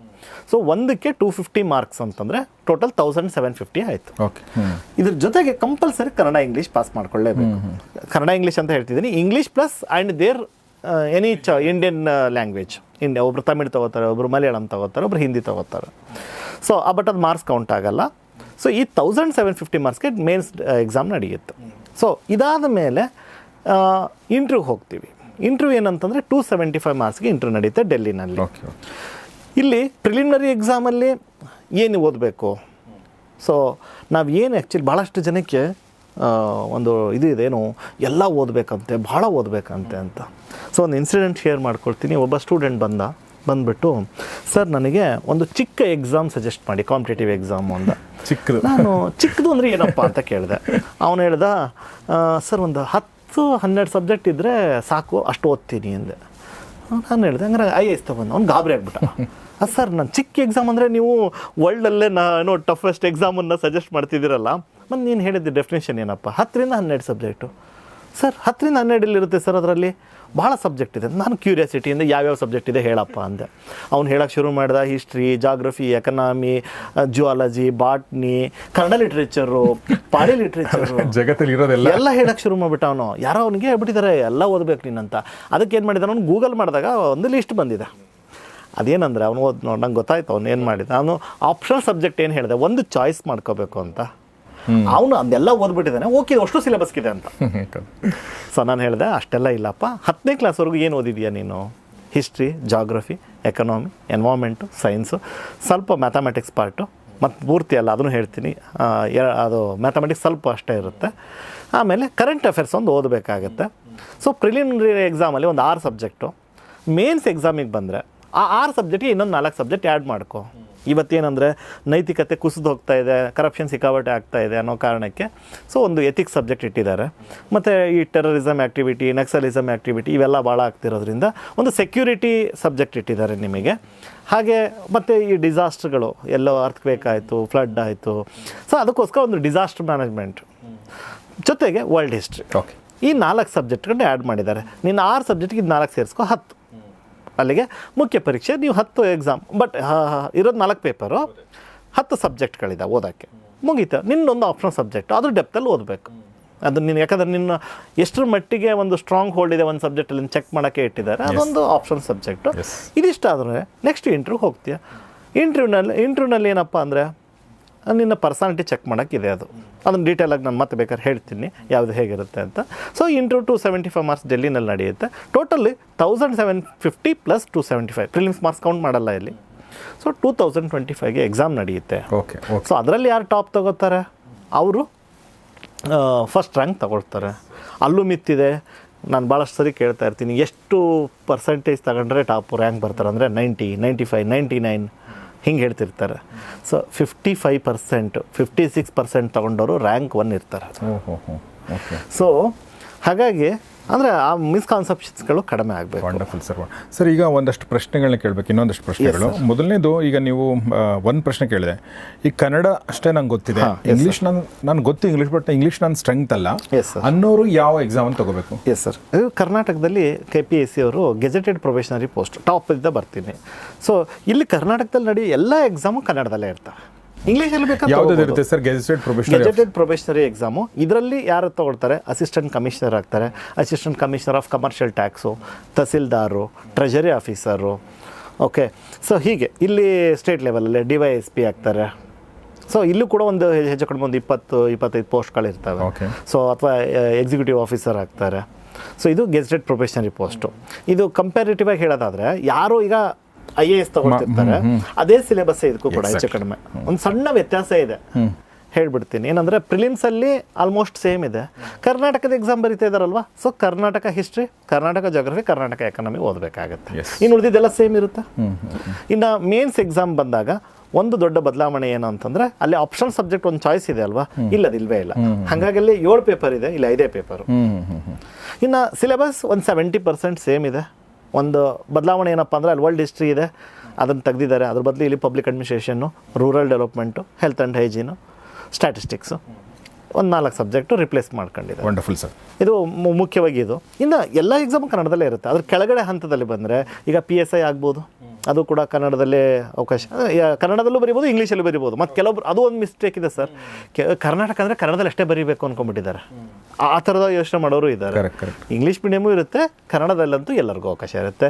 FDA, group C exams, ಈ ವಾರ್ಡನ್ ಎಕ್ಸಾಮ್ ಅಂತ ಬರುತ್ತೆ, ಸೊ SDA ಎಕ್ಸಾಮ್ ಅಂತ ಬರುತ್ತೆ. ಸೊ ಹೀಗೆ ತುಂಬ ಎಕ್ಸಾಮ್ಸ್ಗಳು ನಿಮಗೆ ಇದ್ದಾವೆ, ಅವೆಲ್ಲವೂ ಕೂಡ ಕನ್ನಡದಲ್ಲೇ ಇರ್ತವೆ. ನೆಕ್ಸ್ಟ್ ಪ್ರಶ್ನೆ ಏನು ಕೇಳಬೇಕು ಅನ್ಕೊಂಡು, ಒಂದು ಎಷ್ಟು ಓದಬೇಕು ಅನ್ನೋದು, ನೀವು ಓದಬೇಕು ಅನ್ನೋದ್ರ ಬಗ್ಗೆ ನೀವು ಆಲ್ರೆಡಿ ಇಂಡೈರೆಕ್ಟಾಗಿ ನನಗೆ ಕೊಟ್ರಿ. ಆ ಹುಡುಗನ ಪ್ರಶ್ನೆ ಕೇಳಿದಾಗ ನೀವು ಹೇಳಿದ್ರಿ ಆ ಥರ ಅಂತ ಏನಿರಲ್ಲ, ಆದರೂ ಕೆಲವ್ರ ಮನಸ್ಸಲ್ಲಿರುತ್ತೆ ತುಂಬ ಓದಬೇಕಾಗತ್ತೆ ಅನ್ನೋದೊಂದಿರುತ್ತೆ. ತುಂಬ ಅನ್ನೋದು ಅದು ಪರ್ಸ್ನಲ್ ಇದು. ಅದು ನನಗೆ ಬೇರೆ ತುಂಬ, ನನಗೆ ಬೇರೆ ಅನಿಸುತ್ತೆ, ನಿಮ್ಗೆ ಬೇರೆ ಅನಿಸುತ್ತೆ. ನಂಗೆ 4 ತಾಸು ತುಂಬ ಅನಿಸುತ್ತೆ, ನಿಮ್ಗೆ 8 ತಾಸು ತುಂಬ ಅನಿಸ್ಬೋದು. ಹಾಗೆ ಬಟ್ ಜನರಲ್ ಆಗಿ ಎಷ್ಟು ಓದಬೇಕಾಗುತ್ತೆ ಸರ್? ಸರ್, ನನಗೆ ಈ ಪ್ರಶ್ನೆ ತುಂಬ ಜನ ಹುಡುಗರು ಕೇಳ್ತಾರೆ, ಟಾರ್ಗೆಟ್ ಹಾಕ್ಕೊಡಿ ಸರ್, ಟೈಮ್ ಟೇಬಲ್ ಹಾಕ್ಕೊಡಿ ಅಂತ. ನಾನು ನಂಬೋ ಟೈಮ್ ಟೇಬಲ್ ಏನು ಗೊತ್ತಾ, ಟಾರ್ಗೆಟು ಒಂದು ಚಾಪ್ಟರ್ ಓದು ಅಂತ ಇಟ್ಕೊಳ್ಳೋಣ ಹೊರತು 1 ಗಂಟೆ ಓದೋಣ 10 ಗಂಟೆ ಓದೋಣ ಅಂತ ಇಟ್ಕೋಬೇಡಿ. ಬುಕ್ಕನ್ನು ಇಟ್ಕೊಂಡು 10 ಗಂಟೆ ಓದೋದ್ರಿಂದ ಯಾವ ಪ್ರಯೋಜನ ಇಲ್ಲ. ಸೊ ಎಷ್ಟು ಗಂಟೆ ಓದಬೇಕು ಅನ್ನೋರಿಗೆಲ್ಲ ನಾನು ಪ್ರಶ್ನೆ ಕೇಳೋದು, ಇಲ್ಲಿಂದ ನೀವು ಡೆಲ್ಲಿಗೆ ಹೋಗೋಕ್ಕೆ ಎಷ್ಟು ಟೈಮ್ ಬೇಕು? ಒಬ್ಬ ಹೇಳ್ತಾನೆ ಸರ್ 18 ಗಂಟೆ, ಒಬ್ಬ ಹೇಳ್ತಾನೆ 2.5 ಗಂಟೆ. ಸೊ ಯಾಕೆ ಹಂಗೆ ವ್ಯತ್ಯಾಸ ಅಂತಂದರೆ, ನಿಮ್ಮ ಕೆಪಾಸಿಟಿ. ನಾನು ಸುಮ್ಮನೆ ಫೋರ್ಸ್ ಮಾಡಿದ ತಕ್ಷಣ ನೀವು ಗೆಲ್ಲಲ್ಲ. ಯಾವಾಗ ನಮ್ಮ ಕೆಪಾಸಿಟಿ ಅರ್ಥ ಆಗುತ್ತೆ, ನನಗೆ ಒಂದು ದಿನಕ್ಕೆ 100 ಪುಟ ಓದೋ ಕೆಪಾಸಿಟಿ ಇದೆ, ಅದ್ರ ತಕ್ಕಂಗೆ ಓದ್ಕೊಂಡು ಹೋಗೋಣ. ಅದು ಬಿಟ್ಟು ಇನ್ಯಾರೋ 500 ಪುಟ ಓದಿದ್ರಂತೆ, ವಿವೇಕಾನಂದ ಹಿಂಗೆ ತಿರುಗಿಸ್ಬಿಟ್ಟು ಬುಕ್ ಮುಗಿಸ್ತಿದ್ರಂತೆ ಅಂತ ಹೇಳ್ಬಿಟ್ಟು ನಾನು ಬುಕ್ ತಿರುಗಿಸಿದ್ರೆ ನನ್ನ ತಲೆಗೆ ಹೋಗ್ಬೇಕಲ್ವ. ಸೊ ಹಾಗಾಗಿ ಎಷ್ಟು ಅವರ್ಸ್ ಅಂತ ನಾನು ಹೇಳಲ್ಲ. ಸೊ ನಿನಗೆ ಎಷ್ಟಾಗುತ್ತೆ ಸ್ಲೋ ಹೋಗೋಣ, ಪರವಾಗಿಲ್ಲ. ಈಗ ಸ್ಲೋ ಹೋದರೆ ಟ್ರಾಫಿಕಲ್ಲಿ ಲೇಟಾಗಿ ಮುಟ್ತೀನಿ ಅಷ್ಟೇ, ಬೇಗ ಬಿಡಬೇಕಷ್ಟೇ.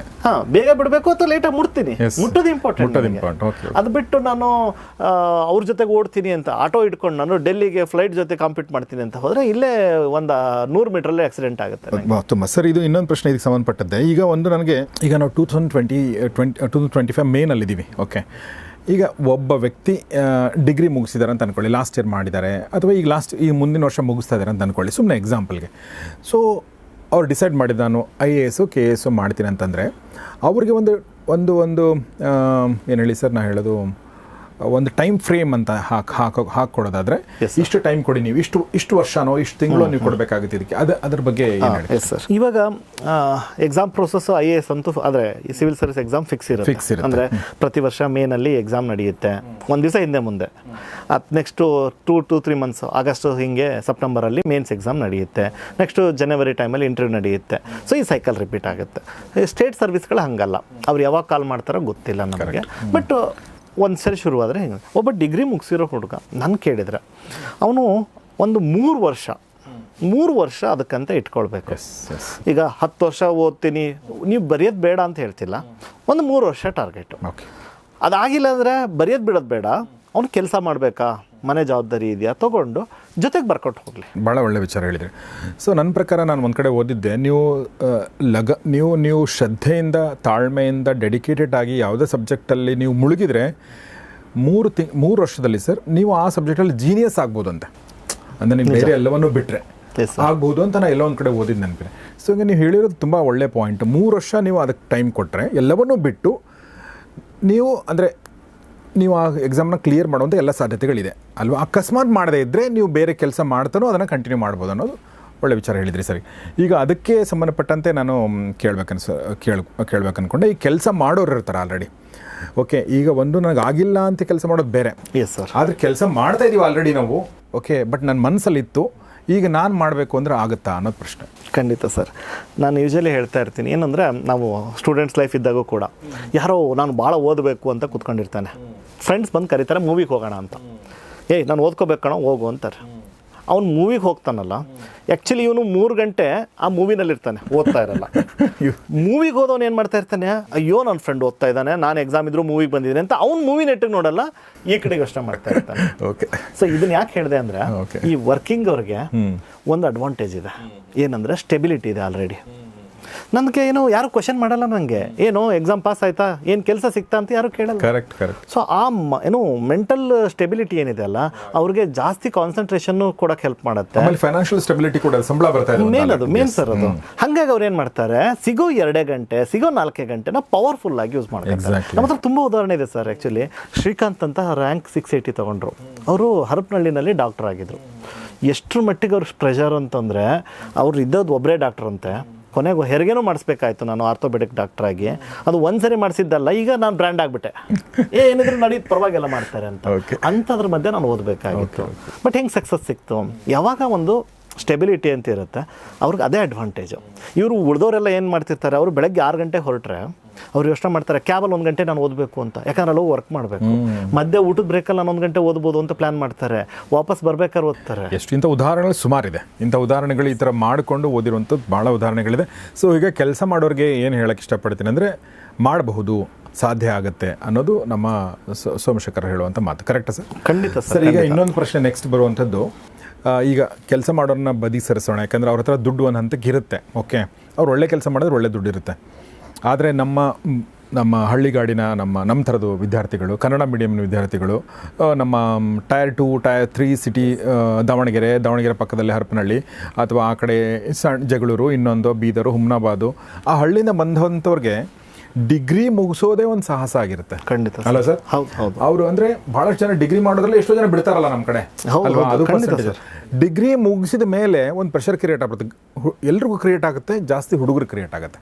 Let's be honest sir. Correct sir. ಹುಡುಗಿರಿಗೂ ಆಗುತ್ತೆ ಪಾಪ, ಈಗಿನ ಕಾಲದಲ್ಲಿ ಹುಡುಗಿರಿಗೆ ಆಗಲ್ಲ ಅಂತ ಹೇಳ್ತಾ ಇಲ್ಲ, ಆದರೂ ಕೂಡ ಒಂದು ಒಳ್ಳೆ ಹುಡುಗ ಸಾಮಾಜಿಕವಾಗಿ ನೋಡಲೇಬೇಕು. ಸಾಮಾಜಿಕವಾಗಿ ಹುಡುಗಿಗೆ ಒಂದು ಒಳ್ಳೆ ಹುಡುಗ ಸಿಕ್ಕಿದಾನೆ ಅಂದರೆ ಗಂಡ ಮನೇಲಿ ಹೋಗಿ ಓದ್ಕೊಳ್ಳಮ್ಮ ಅಂತಲೂ ಆಗ್ಬೋದು, ಗಂಡನೂ ಹೇಳ್ಬೋದು ಬಾರ್ ನೀವು ಓದು ಅಂತಲೇ ಹೇಳ್ಬೋದು. ಕರೆಕ್ಟ್. ಬಟ್ ಹುಡುಗಂದು ಹಂಗಲ್ಲ.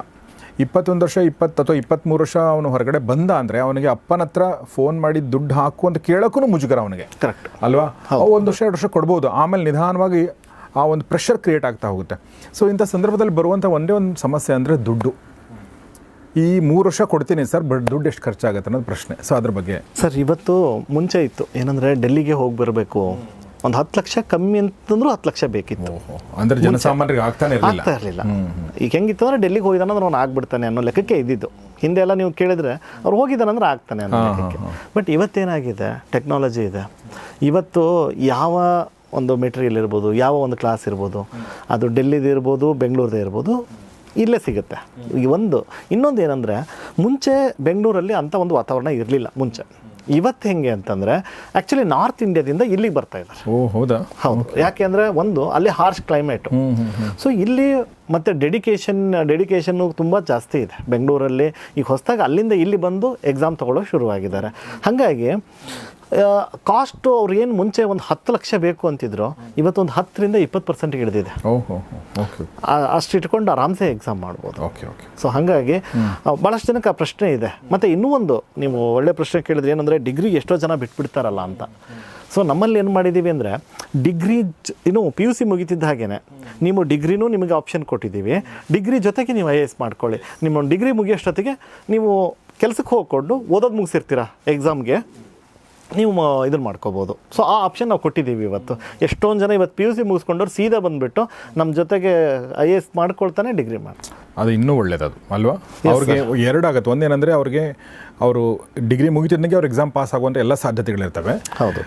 ಎರಡನೇದೇನೆಂದರೆ ನಿಮಗೆ ಡಿಗ್ರಿನಲ್ಲಿ ನೀವು ಓದ್ಲಾ ಹೊಡಿತಾರೆ, ನಿಮಗೆ ಏನಂದರೆ ಕ್ಲಾಸ್ ಮುಗಿದಲ್ಲಿ ಏನು ಕೆಲಸ ಇರಲ್ಲ. ಓಕೆ, ಅಂದರೆ ಪ್ರೆಷರ್ ಸ್ವಲ್ಪ ಕಡಿಮೆ ಇರುತ್ತೆ, ಪಿ ಯು ಸಿನಲ್ಲಿ ಇದ್ದಷ್ಟು ಪ್ರೆಷರ್ ಇರಲ್ಲ. ಹೀಗಾಗಿ ನೀವೇನು ದುರಭ್ಯಾಸ ದುಶ್ಚಟಗಳಿಗೆ ಬಲಿ ಆಗದೆ ನೀವು ಸ್ವಲ್ಪ ಡೆಡಿಕೇಟೆಡ್ ಆಗಿ ಒಂದು ಕಡೆ ಕೂತ್ಕೊಂಡು ಮಾಡುವಂಥ ಸಾಧ್ಯತೆ ಇದೆ. ಸರ್, ನೀವು ದುಡ್ಡಿನ ಬಗ್ಗೆ ಹೇಳಿದಾಗ ಅಂದರೆ ಅದು 10% ಅಂತ ಹೇಳಿದ್ರಿ ನೀವು. ಅಗೇನ್ ಬೇರೆ ಬೇರೆ ಎಕ್ಸಾಮ್ಗಳಿಗೆ ಬೇರೆ ಬೇರೆ ಥರ ಇರುತ್ತೆ ಸರ್ ಇದು? ಹೌದು, ಖಂಡಿತ. ಅಂದರೆ ನಾವಿವತ್ತೇನಂದರೆ ಎಕನಾಮಿನಲ್ಲಿ ಆಪರ್ಚುನಿಟಿ ಕಾಸ್ಟ್ ಅಂತೀವಿ. ಇದನ್ನು ಅರ್ಥ ಮಾಡ್ಕೋಬೇಕು ಆ್ಯಕ್ಚುಲಿ ಎಲ್ಲರೂ. ಆಪರ್ಚುನಿಟಿ ಕಾಸ್ಟ್ ಅಂದರೆ ಏನು? ಈಗ ನಾನು ಓದೋಕ್ಕೆ ಬಂದಿದ್ದೀನಿ, ಓದೋಕ್ಕೆ ಬಿಟ್ಟು ನಾನು ಅಂದರೆ ಜಾಬ್ ಮಾಡಿದರೆ ಒಂದು ವರ್ಷಕ್ಕೆ ಒಂದು 5 ಲಕ್ಷ ದುಡಿತಿದ್ದೆ ಅಂದ್ಕೊಳ್ಳಿ, ಬೇಡ 3.5 ಲಕ್ಷ ದುಡಿತಿದ್ದೆ ಅಂದ್ಕೊಳ್ಳಿ. ನನ್ನದು ಬಿಟ್ಟು ಬಂದಿದ್ದೀನಿ ಅಂದರೆ 3 ಲಕ್ಷ ಕಳ್ಕೊಂಡಂಗೆ. ನಮ್ಮ ಹುಡುಗರು ಇವತ್ತೇನು ಯೋಚನೆ ಮಾಡಲ್ಲ ಅಂದರೆ ಈ ಆಪರ್ಚುನಿಟಿ ಕಾಸ್ಟ್ ಬಗ್ಗೆ ನೋಡಲ್ಲ. ಅವ್ರು ಏನಿದ್ರು ಫೀಸ್ ಕಟ್ಟಿದ್ದೆಷ್ಟು, ಇದು ಖರ್ಚಾಗಿದ್ದು, ಇದು ಮಾಡಿದ್ದೆಷ್ಟು ಅಷ್ಟೇ ನೋಡ್ತಾರೆ. ನಾನು ಎಷ್ಟು ಖರ್ಚು ಮಾಡಿದೆ ಅಂದರೆ 20,000 ಮಾಡಿದೆ, 50,000 ಮಾಡಿದೆ ಅಂತ. ಅದಲ್ಲ, ನೀವು ಆ್ಯಕ್ಚುಲಿ ಕಳ್ಕೊಳ್ತಿರೋದೇನೆಂದರೆ ನಿಮ್ಮ ಕೆಪಾಸಿಟಿ ಪ್ರಕಾರ ಒಂದು ವರ್ಷದಲ್ಲಿ ಎಷ್ಟು ಕಳ್ಕೊಳ್ತಾ ಇದ್ದೀರಿ. ಅಂದರೆ ಊಟಕ್ಕೆ, ತಿಂಡಿಗೆ, ಎಲ್ಲದಕ್ಕೂ ಖರ್ಚು ಮಾಡ್ತಾ ಇರಬೇಕಾಗುತ್ತೆ. ಸೊ ಅದನ್ನು ಗಮನಿಸ್ಬೇಕು ಅವ್ರು ಆ್ಯಕ್ಚುಲಿ. ಅಂದರೆ ನೀವು ಕೇಳಿದ್ರೀಗ IASಗೆ ಅಷ್ಟೇ ಆಗುತ್ತೆ, FDAಗೆ ಅಷ್ಟೇ ಆಗುತ್ತೆ ಅಂತಂದರೆ, ಸರ್ ಇಲ್ಲಿ ಬೇರೆ ಬೇರೆ, ಈಗ ನಾನು ಹೇಳಿದ್ನಲ್ಲ ಈ ಕಾಸ್ಟ್ ಮಧ್ಯೆ ಇದು ಸಣ್ಣದು ಅಂತ ನಂದು. ಅಂದರೆ ಈಗ ಊಟ ಮಾಡೋದಿರೋದು, ಉಳ್ಕೊಳ್ಳೋದಿರೋದು ಎಲ್ಲ ಖರ್ಚು ಸೇಮ್. IAS ಮಾಡಿದ್ರು ಅಷ್ಟೇ, ನೀವು FDA ಮಾಡಿದ್ರು ಅಷ್ಟೇ.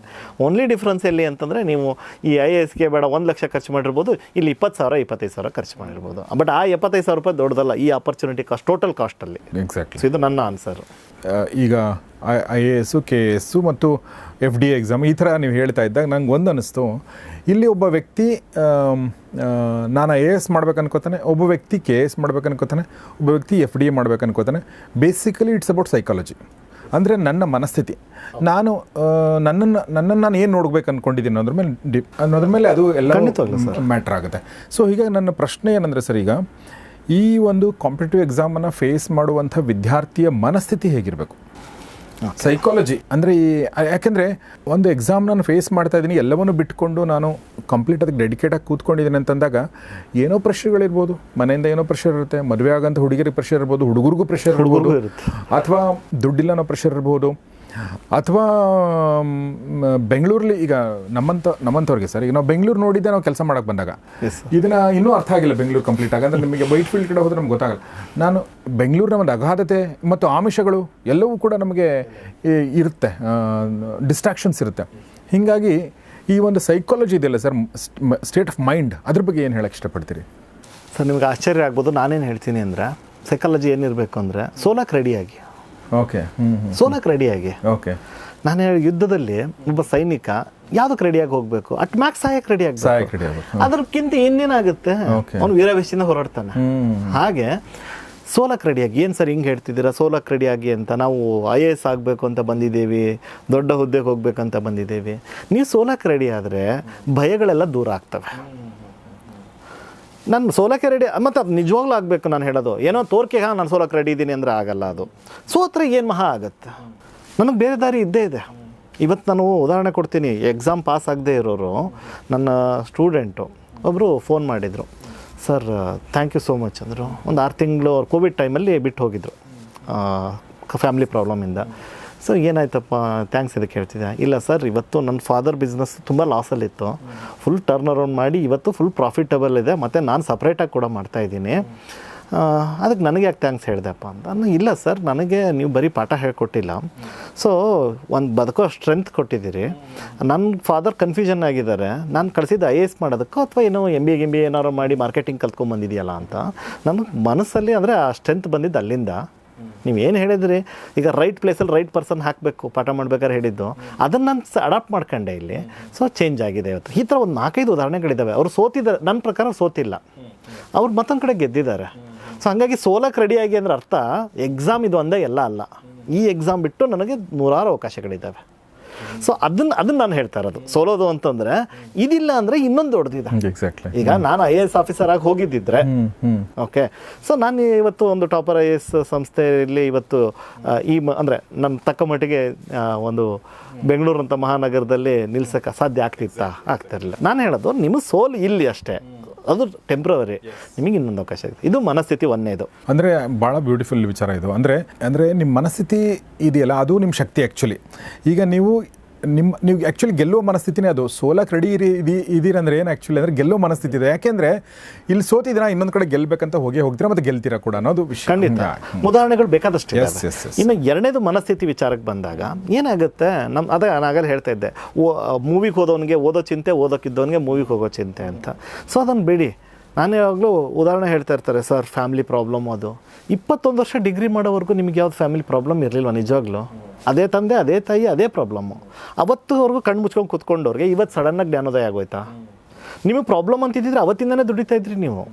ಡಿಗ್ರಿ ಮಾಡ್ಕೊಳ್ತಾನೆ ದುಡಿತಾ ಇದ್ರಿ ನೀವು. ಸೊ ಈಗ ಸಡನ್ನಾಗಿ ಎಲ್ಲಿಂದ ಬಂತು ಅಂದರೆ it is like classical conditioning ಅಂತೀವಿ ನಾವು. ಮೈಂಡ್ ಸೆಟ್ಟು ಡಿಗ್ರಿ ಮುಗೀತು ಅಂದ ತಕ್ಷಣ ಜವಾಬ್ದಾರಿ. ನಾನು ಹೇಳ್ತೀನಿ, ಪೇರೆಂಟ್ಸಿಗೆ ನೀವು ಕೊಡಬೇಕಾಗಿರೋ ಒಂದು ದೊಡ್ಡ ಗಿಫ್ಟ್ ಅಂದರೆ ಯಾವುದು? ಒಂದು ಸೀರೆ ಕೊಡಿಸಿದೆ, ಒಂದು ಪ್ಯಾಂಟ್ ಕೊಡಿಸಿದೆ ಅಲ್ಲ, ಒಂದು ದಿವಸ ಕೊಡಿಸೋದಲ್ಲ. ನಿರಂತರವಾಗಿ ಅವರು ಖುಷಿಯಾಗಿರಬೇಕಾದಂದರೆ ನಾಳೆ ಅಲ್ಲಿ ಹೊರಗಡೆದಾಗ ಇವರು DC ತಂದೆ ಬಂದರು ನೋಡು, ತಾಯಿ ಬಂದರು ನೋಡು. ಸೊ ದೊಡ್ಡದೊಂದು ಗಿಫ್ಟು ನೀವು ಕೊಡೋವಂಥದ್ದು ಇದು. ಸೊ ಆ ಗಿಫ್ಟ್ ಕೊಡ್ತೀನಿ ಅಂತ ಯೋಚನೆ ಮಾಡಿ. ಇನ್ನೊಂದು 6 ತಿಂಗಳು 1 ವರ್ಷ ಕಷ್ಟ ಕೊಡ್ಬೋದು ನೀವು, ಬೇಡ ನೀವು ವರ್ಕ್ ಮಾಡ್ಕೊಂಡು ಮಾಡಿ. ಈ ಮನಸ್ಥಿತಿ ಇತ್ತು ಅಂದರೆ ಮೋಟಿವೇಶನ್ ತುಂಬ ಇದು. ಅದು ಒಂದು ಸರ್ವಿಸ್ ಮೋಟಿವ್ ಇದ್ದೇ ಇರುತ್ತೆ.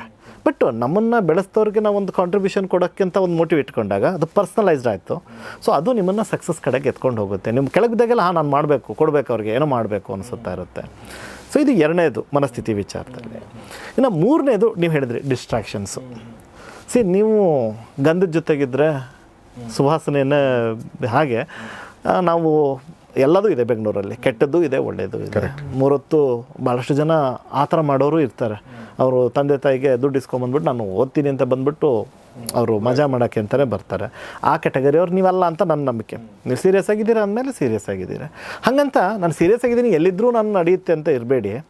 ಎಂಥ ಗುಂಪಲ್ಲಿರಬೇಕು, ಓದೋಂಥ ಗುಂಪಲ್ಲಿರೋದನ್ನ ಗಮನಿಸ್ಕೊಳ್ಳಿ. ಸೊ ಚಿಕ್ಕದು ನಾನು ಸ್ಟ್ರಾಂಗ್ ಇದ್ದೀನಿ ಅಂತ ಹೇಳ್ಬಿಟ್ಟು ಬಂಡೆಗೆ ಹೋಗಿ ಗುದ್ಕೊಳ್ಳೋದು ಬೇಡ. ನಾನು ಬಿಡು ಅವ್ರು ವರ್ಕಿಂಗ್ ಪೀಪಲ್ ಜೊತೆಗೆ ಇರ್ತೀನಿ ಅಂದರೆ ಅದೇನಂದರೆ ಸೈಕಾಲಜಿ. ಅವರು ದಿನ ಒಂದು ಮೂವಿ ನೋಡ್ತಾ ಇರ್ತಾರೆ, ನನಗಿಲ್ಲೆಲ್ಲ ಒಂದು ಕಡೆ ಮನಸ್ಸು ನಾನೇನೋ ಮಾಡ್ತಾಯಿದ್ದೀನಿ ಅನಿಸ್ಬಾರ್ದು. ಸೊ ಒಳ್ಳೆ ಗುಂಪಲ್ಲಿರಬೇಕು. ಈ ಒಂದು ಮನಸ್ಥಿತಿಯನ್ನು ಇಟ್ಕೊಳ್ಳಿ. ಓಕೆ, ನಿಮಗೆ ಕೆಲಸ ಮಾಡಬೇಕು ಅನಿಸುತ್ತಾ ಮಾಡಿಬಿಡಿ ಅಂತೀನಿ ನಾನು. ಸೆಕೆಂಡ್ ಥಾಟ್ ಇಡೋದು ಬೇಡ. ಸರ್ ಹೇಳಿದ್ರೆ 1 ವರ್ಷ ನಾನು ಓದಲೇಬೇಕು, ಬೇಡ. ನಿಮಗೆ ಮನೆ ಅನಿವಾರ್ಯತೆ ಇದೆಯಾ, ಕೆಲಸ ಮಾಡ್ಕೊಂಡು ಮಾಡಿ, ಬೇಗ ಸಕ್ಸಸ್ ಸಿಗುತ್ತೆ. ಇಲ್ಲ ಮನೇಲಿ ಸಪೋರ್ಟ್ ಕೊಡ್ತಾರೆ ಅಂತಿದೆಯಾ, ಸೊ ಲಿಮಿಟ್ ಹಾಕ್ಕೊಳ್ಳಿ. 1 ವರ್ಷ ಸಪೋರ್ಟ್ ತೊಗೋತೀನಿ, 2 ವರ್ಷ ಸಪೋರ್ಟು, 3 ವರ್ಷ, ಅದ್ರ ಮೇಲೆ ಇಲ್ಲ. ಯಾಕೆ ಇದನ್ನು ಹೇಳ್ತಾ ಇದ್ದೀನಿ ಅಂದರೆ ಇವತ್ತು ವಿಜಯನಗರದಲ್ಲಿ ಬಂದು ನೋಡಿದರೆ 10 ವರ್ಷದಿಂದ ಅಲ್ಲೇ ಇರ್ತಾರೆ. ಸೊ ಇತ್ತಾಗೆ ಮನೆಗೆ ಮುಖ ತೋರ್ಸೋಕ್ಕೂ ಆಗದೇ ಇತ್ತಾಗ ಅವ್ರ ಬಗ್ಗೆ ಅವ್ರ ಕಾನ್ಫಿಡೆನ್ಸು ಕಳ್ಕೊಂಡಿರೋದು ಬೇಡ. ಅದು ಸೊ ಜೀವನ ಅಂದರೆ ಬರೀ ಇದೊಂದೇ ಅಲ್ಲ. ಸೊ ಒಂದು ಫಿಕ್ಸ್ ಮಾಡಿ, ಅದಾದಮೇಲೆ ನೀವು ಕೆಲಸ ಮಾಡ್ಕೊಂಡು ಮಾಡಿ. ನಾನು ನಿಲ್ಲಿಸಿ ಅಂತ ಹೇಳ್ತಾ ಇಲ್ಲ, ಅದು ನಿಮ್ಮ ಮೇನ್ ಗುರಿ. ಅದು ಮಾಡ್ತಾನೆ ಇರಿ, ಸಿಗುತ್ತೆ. ಸೊ ಬದುಕಂದರೆ ಹಾಗೆ ಒಂದು ಎಕ್ಸಾಮ್ಗೆ ಪ್ರಿಪ್ರೇಷನ್ ಆಗೋದು, ಅದನ್ನು ಅದನ್ನು ಪಾಸ್ ಆಗಲೇಬೇಕು ಅಂತ ಛಲ ತೊಡೋದು, ಅದೆಲ್ಲವೂ ಸರಿಯೇ. ಆದರೆ ಅದು ಅದೇ ಲೈಫ್ ಅಲ್ಲ. ಈಗ ಫಾರ್ ಎಕ್ಸಾಂಪಲ್ ಒಂದು ಎಕ್ಸಾಂಪಲ್ ಹೇಳಿದ್ರಲ್ಲ, ಯಾವುದೋ ಬಿಸ್ನೆಸ್, ಅವ್ರ ತಂದೆ ಬಿಸ್ನೆಸ್ ತೊಗೊಂಡು ಹೋಗಿ ಅವರು ಅದನ್ನು ತುಂಬ ಚೆನ್ನಾಗಿ ಮಾಡಿದರು ಅಂತೇಳಿ. ಸೊ ಅದು ಬದುಕಲ್ವ, ಅದು ಬದುಕೆ. ಸೊ ಹೀಗಾಗಿ ನಿಮ್ಮ ಬದುಕನ್ನು ಕಟ್ಕೊಳ್ಳೋದು ಬೇಸಿಕಲಿ ಎಕ್ಸಾಮ್ ಮೂಲಕ ಕೆಲವೊಬ್ರು ಕಟ್ಕೊಂಡ್ರೆ, ಇನ್ನೂ ಕೆಲವರು ಬೇರೆ ಥರ ಕಟ್ಕೋತಾರೆ. ಸರ್, ಕೊನೆಯದಾಗಿ 1-2 ಪ್ರಶ್ನೆಗಳು ಉಳ್ಕೊಂಡು ನನ್ನ ಹತ್ರ. ಒಂದು, ನಮ್ಮ ಒಂದು ಜನ್ರೇಷನ್ಗೆ, ನನಗಿಂತ ನೀವು ಚಿಕ್ಕವರು, ಹೀಗಾಗಿ ನಿಮ್ಮ ಜನ್ರೇಷನ್ ಬಂದರೆ ಸ್ವಲ್ಪ ಡಿಫ್ರೆನ್ಸ್ ಇರ್ಬೋದು. ಈಗಿನ ಜನ್ರೇಷನ್ಗೆ ಈ ಸಮಸ್ಯೆ ಇದೆಯಲ್ಲ ಗೊತ್ತಿಲ್ಲ ನನಗೆ, ಬಟ್ ನಮ್ಮ ಜನ್ರೇಷನ್ಗೆ ಒಂದು ಸಮಸ್ಯೆ ಇತ್ತು. ಅದೇನೆಂದರೆ ಮೆಂಟೋರ್ಶಿಪ್ ಅಥವಾ ಗೈಡೆನ್ಸ್. ನೋಡಪ್ಪ, ನೀನು ಇದನ್ನು ಚೆನ್ನಾಗಿದೆ ನಿಂದು, ನೀನು ಇದನ್ನು ಚೆನ್ನಾಗಿ ಬರೀತೀಯಾ, ನೀನು ಇದರಲ್ಲಿ ಶಕ್ತಿ ಇದೆ, ನೀನು ಇದನ್ನು ಮಾಡು, ಈ ಥರ ಅವಕಾಶಗಳಿದೆ ಅಂತ ನಮ್ಗೆ ಯಾರೂ ಹೇಳುವಂಥ ಅವಕಾಶಗಳು ಅಂದರೆ, ಯಾಕೆಂದರೆ ಅಲ್ಲಿ ಒಂದು ಎಕ್ಸ್ಪೋಜರ್ ಅಂತ ಇರಲಿಲ್ಲ ಯಾರಿಗೂ ಕೂಡ. ಸೊ ಈಗ ನಾನು ಯಾಕೆ ಈ ಪ್ರಶ್ನೆ ಕೇಳ್ತಾ ಇದ್ದೀನಿ ಅಂದರೆ, ಈಗ ವಿದ್ಯಾರ್ಥಿಗಳಿಗೆ ಈ ಒಂದು ಮೆಂಟರ್ಶಿಪ್ಪು, ಈ ಗೈಡೆನ್ಸು, ಇದ್ರ ಬಗ್ಗೆ, ಇದರ ಮಹತ್ವ ಮತ್ತು ಇದು ಹೆಂಗೆ ಸಿಗುತ್ತೆ ಅನ್ನೋದ್ರ ಬಗ್ಗೆ ಏನು ಹೇಳಿ ಸರ್? ಇದು ಗೈಡೆನ್ಸ್ ಅನ್ನೋದು, ಈಗ ಹೇಳ್ತಾರೆ ನಾವು ವರ್ಣ ಮಾತ್ರಂ ಕಲಿಸಿದ ತಮ್ಮ ಗುರು ಅಂತಾರೆ. ಓಕೆ, ಅದು ದೊಡ್ಡದಾಗಿರಬೇಕಾಗಿಲ್ಲ ಅಂತ, ಇಷ್ಟೇ ಚಿಕ್ತಿದ್ರು ಸಾಕು. ನಾನಿವಾಗ ಯಾರೋ ಹೇಳ್ತಾರೆ 2,500 ಕಿಲೋಮೀಟರ್ ನಡೆದ್ರೆ ನೀವು ಡೆಲ್ಲಿ ಸಿಗುತ್ತದೆ ಅಂತ. ನಾನು ನಡ್ಕೊಂಡು ಹೋದ ತಕ್ಷಣ ಡೆಲ್ಲಿ ಖಂಡಿತ ಸಿಗೋಲ್ಲ. ಯಾಕೆ? ನಾನು ನಡೆದಿರೋ ಡೈರೆಕ್ಷನ್ ಬೇರೆ ಇದ್ದರೆ ನಾನು ಬೇ ಆಫ್ ಬೆಂಗಾಲಿನಲ್ಲೋ ಅಥವಾ ಅರಬ್ಬಿ ಸಮುದ್ರದಲ್ಲೋ ಇನ್ನೆಲ್ಲೋ ಎಂಡ್ ಆಗ್ತೀನಿ. ಸೊ ನನ್ನ ಎಫರ್ಟ್ ಸತ್ಯ ಅಂದರೆ, ಇದನ್ನು ಯಾಕೆ ಹೇಳಿದೆ, ಭಾಳಷ್ಟು ಜನ ಹುಡುಗರು ಹೇಳ್ತಾರೆ ನಾನು 10 ಗಂಟೆ ಓದಿದೆ, ಎಲ್ಲ ಬುಕ್ ಓದಿದೆ. ಏನು ತಪ್ಪು ಮಾಡಿದೆ ಅಂತ ಒಂದು ದಿವಸ ನೋಡ್ಕೊಳ್ಳಿಲ್ವಲ್ಲ ನೀನು. ಸೊ ಇಲ್ಲಿ ಬೇಕಾಗುತ್ತೆ ಗೈಡೆನ್ಸು, ಮೆಂಟರ್ಶಿಪ್ಪು. ಅವ್ರಿಗೊಂದು ಸಣ್ಣದು ನಾನು ಹೇಳಿದ್ನಲ್ಲ, ನೀನು ಹಿಂಗೆ ಹೋಗಪ್ಪ, ನೀನು ಡೈರೆಕ್ಷನ್ ತಪ್ಪಿದೆಯಾ, ನೀನು ಈ ರೂಟಲ್ಲಿ ಹೋಗೋ, ನಿಂಗೆ ಡೆಲ್ಲಿ ಸಿಗುತ್ತೆ, ಅಷ್ಟೇ ನಾನು ಹೇಳಿದ್ದು. ಅವನು ರೀಚ್ ಆಗ್ತಾನೆ. ಸೊ ಈ ಒಂದು ಸಣ್ಣ ಅಂದರೆ ನೀವು ಓನಾಗಿ ಓದ್ಬೋದು, ಆದರೆ ಏನು ಎಕ್ಸಾಮ್ ಎಕ್ಸ್ಪೆಕ್ಟೇಷನ್ ಇದೆ, ಎಕ್ಸ್ಪೀರಿಯನ್ಸಿಗೆ ಬೆಲೆ ಕೊಡಿ. ಸೊ ಅದು ಆ ಮೆಂಟರ್ಶಿಪ್ಪು ಅಲ್ಲಿ ಇಂಪಾರ್ಟೆಂಟ್ ಆಗೋದು. ನಿಮಗೆ ನಿಮ್ಮ ಹತ್ರ ಓದೋಕ್ಕಾಗಲ್ಲ ಅಂತಲ್ಲ, ಜನ್ರೇಷನ್ ಗ್ಯಾಪ್, ನಿಮ್ಮ ನಾಲೆಜ್ ಇನ್ನೂ ಚೆನ್ನಾಗಿರುತ್ತೆ. ನಾನು ಯಾವಾಗಲೂ ಹೇಳ್ತೀನಿ, ನನ್ನ ನಾಲೆಜ್ ಏನೂ ಅಲ್ಲ, ನಿಮ್ದು 10 ಪಟ್ಟಿರುತ್ತೆ. ಆದರೆ ನಾವೇನು ಎಕ್ಸ್ಪೀರಿಯನ್ಸ್ ಮಾಡಿದ್ದೀವಿ, ಯಾವ ಥರ ಒಂದು ಪ್ರಶ್ನೆ ಬರುತ್ತೆ, ಹೆಂಗೆ ಹ್ಯಾಂಡ್ಲ್ ಮಾಡಬೇಕು, ಈ ಎಕ್ಸ್ಪೀರಿಯನ್ಸ್ಗೆ ಅಷ್ಟು ಬೆಲೆ ಕೊಡಿ ಸಾಕು. ಅದು ಮೆಂಟರ್ಶಿಪ್ಪು. ಮುಂಚೆ ಸಿಗೋದು ಕಷ್ಟ ಇತ್ತು. ಸೊ ಇವತ್ತು ಅದು ಅವೈಲೇಬಲ್ ಇದೆ.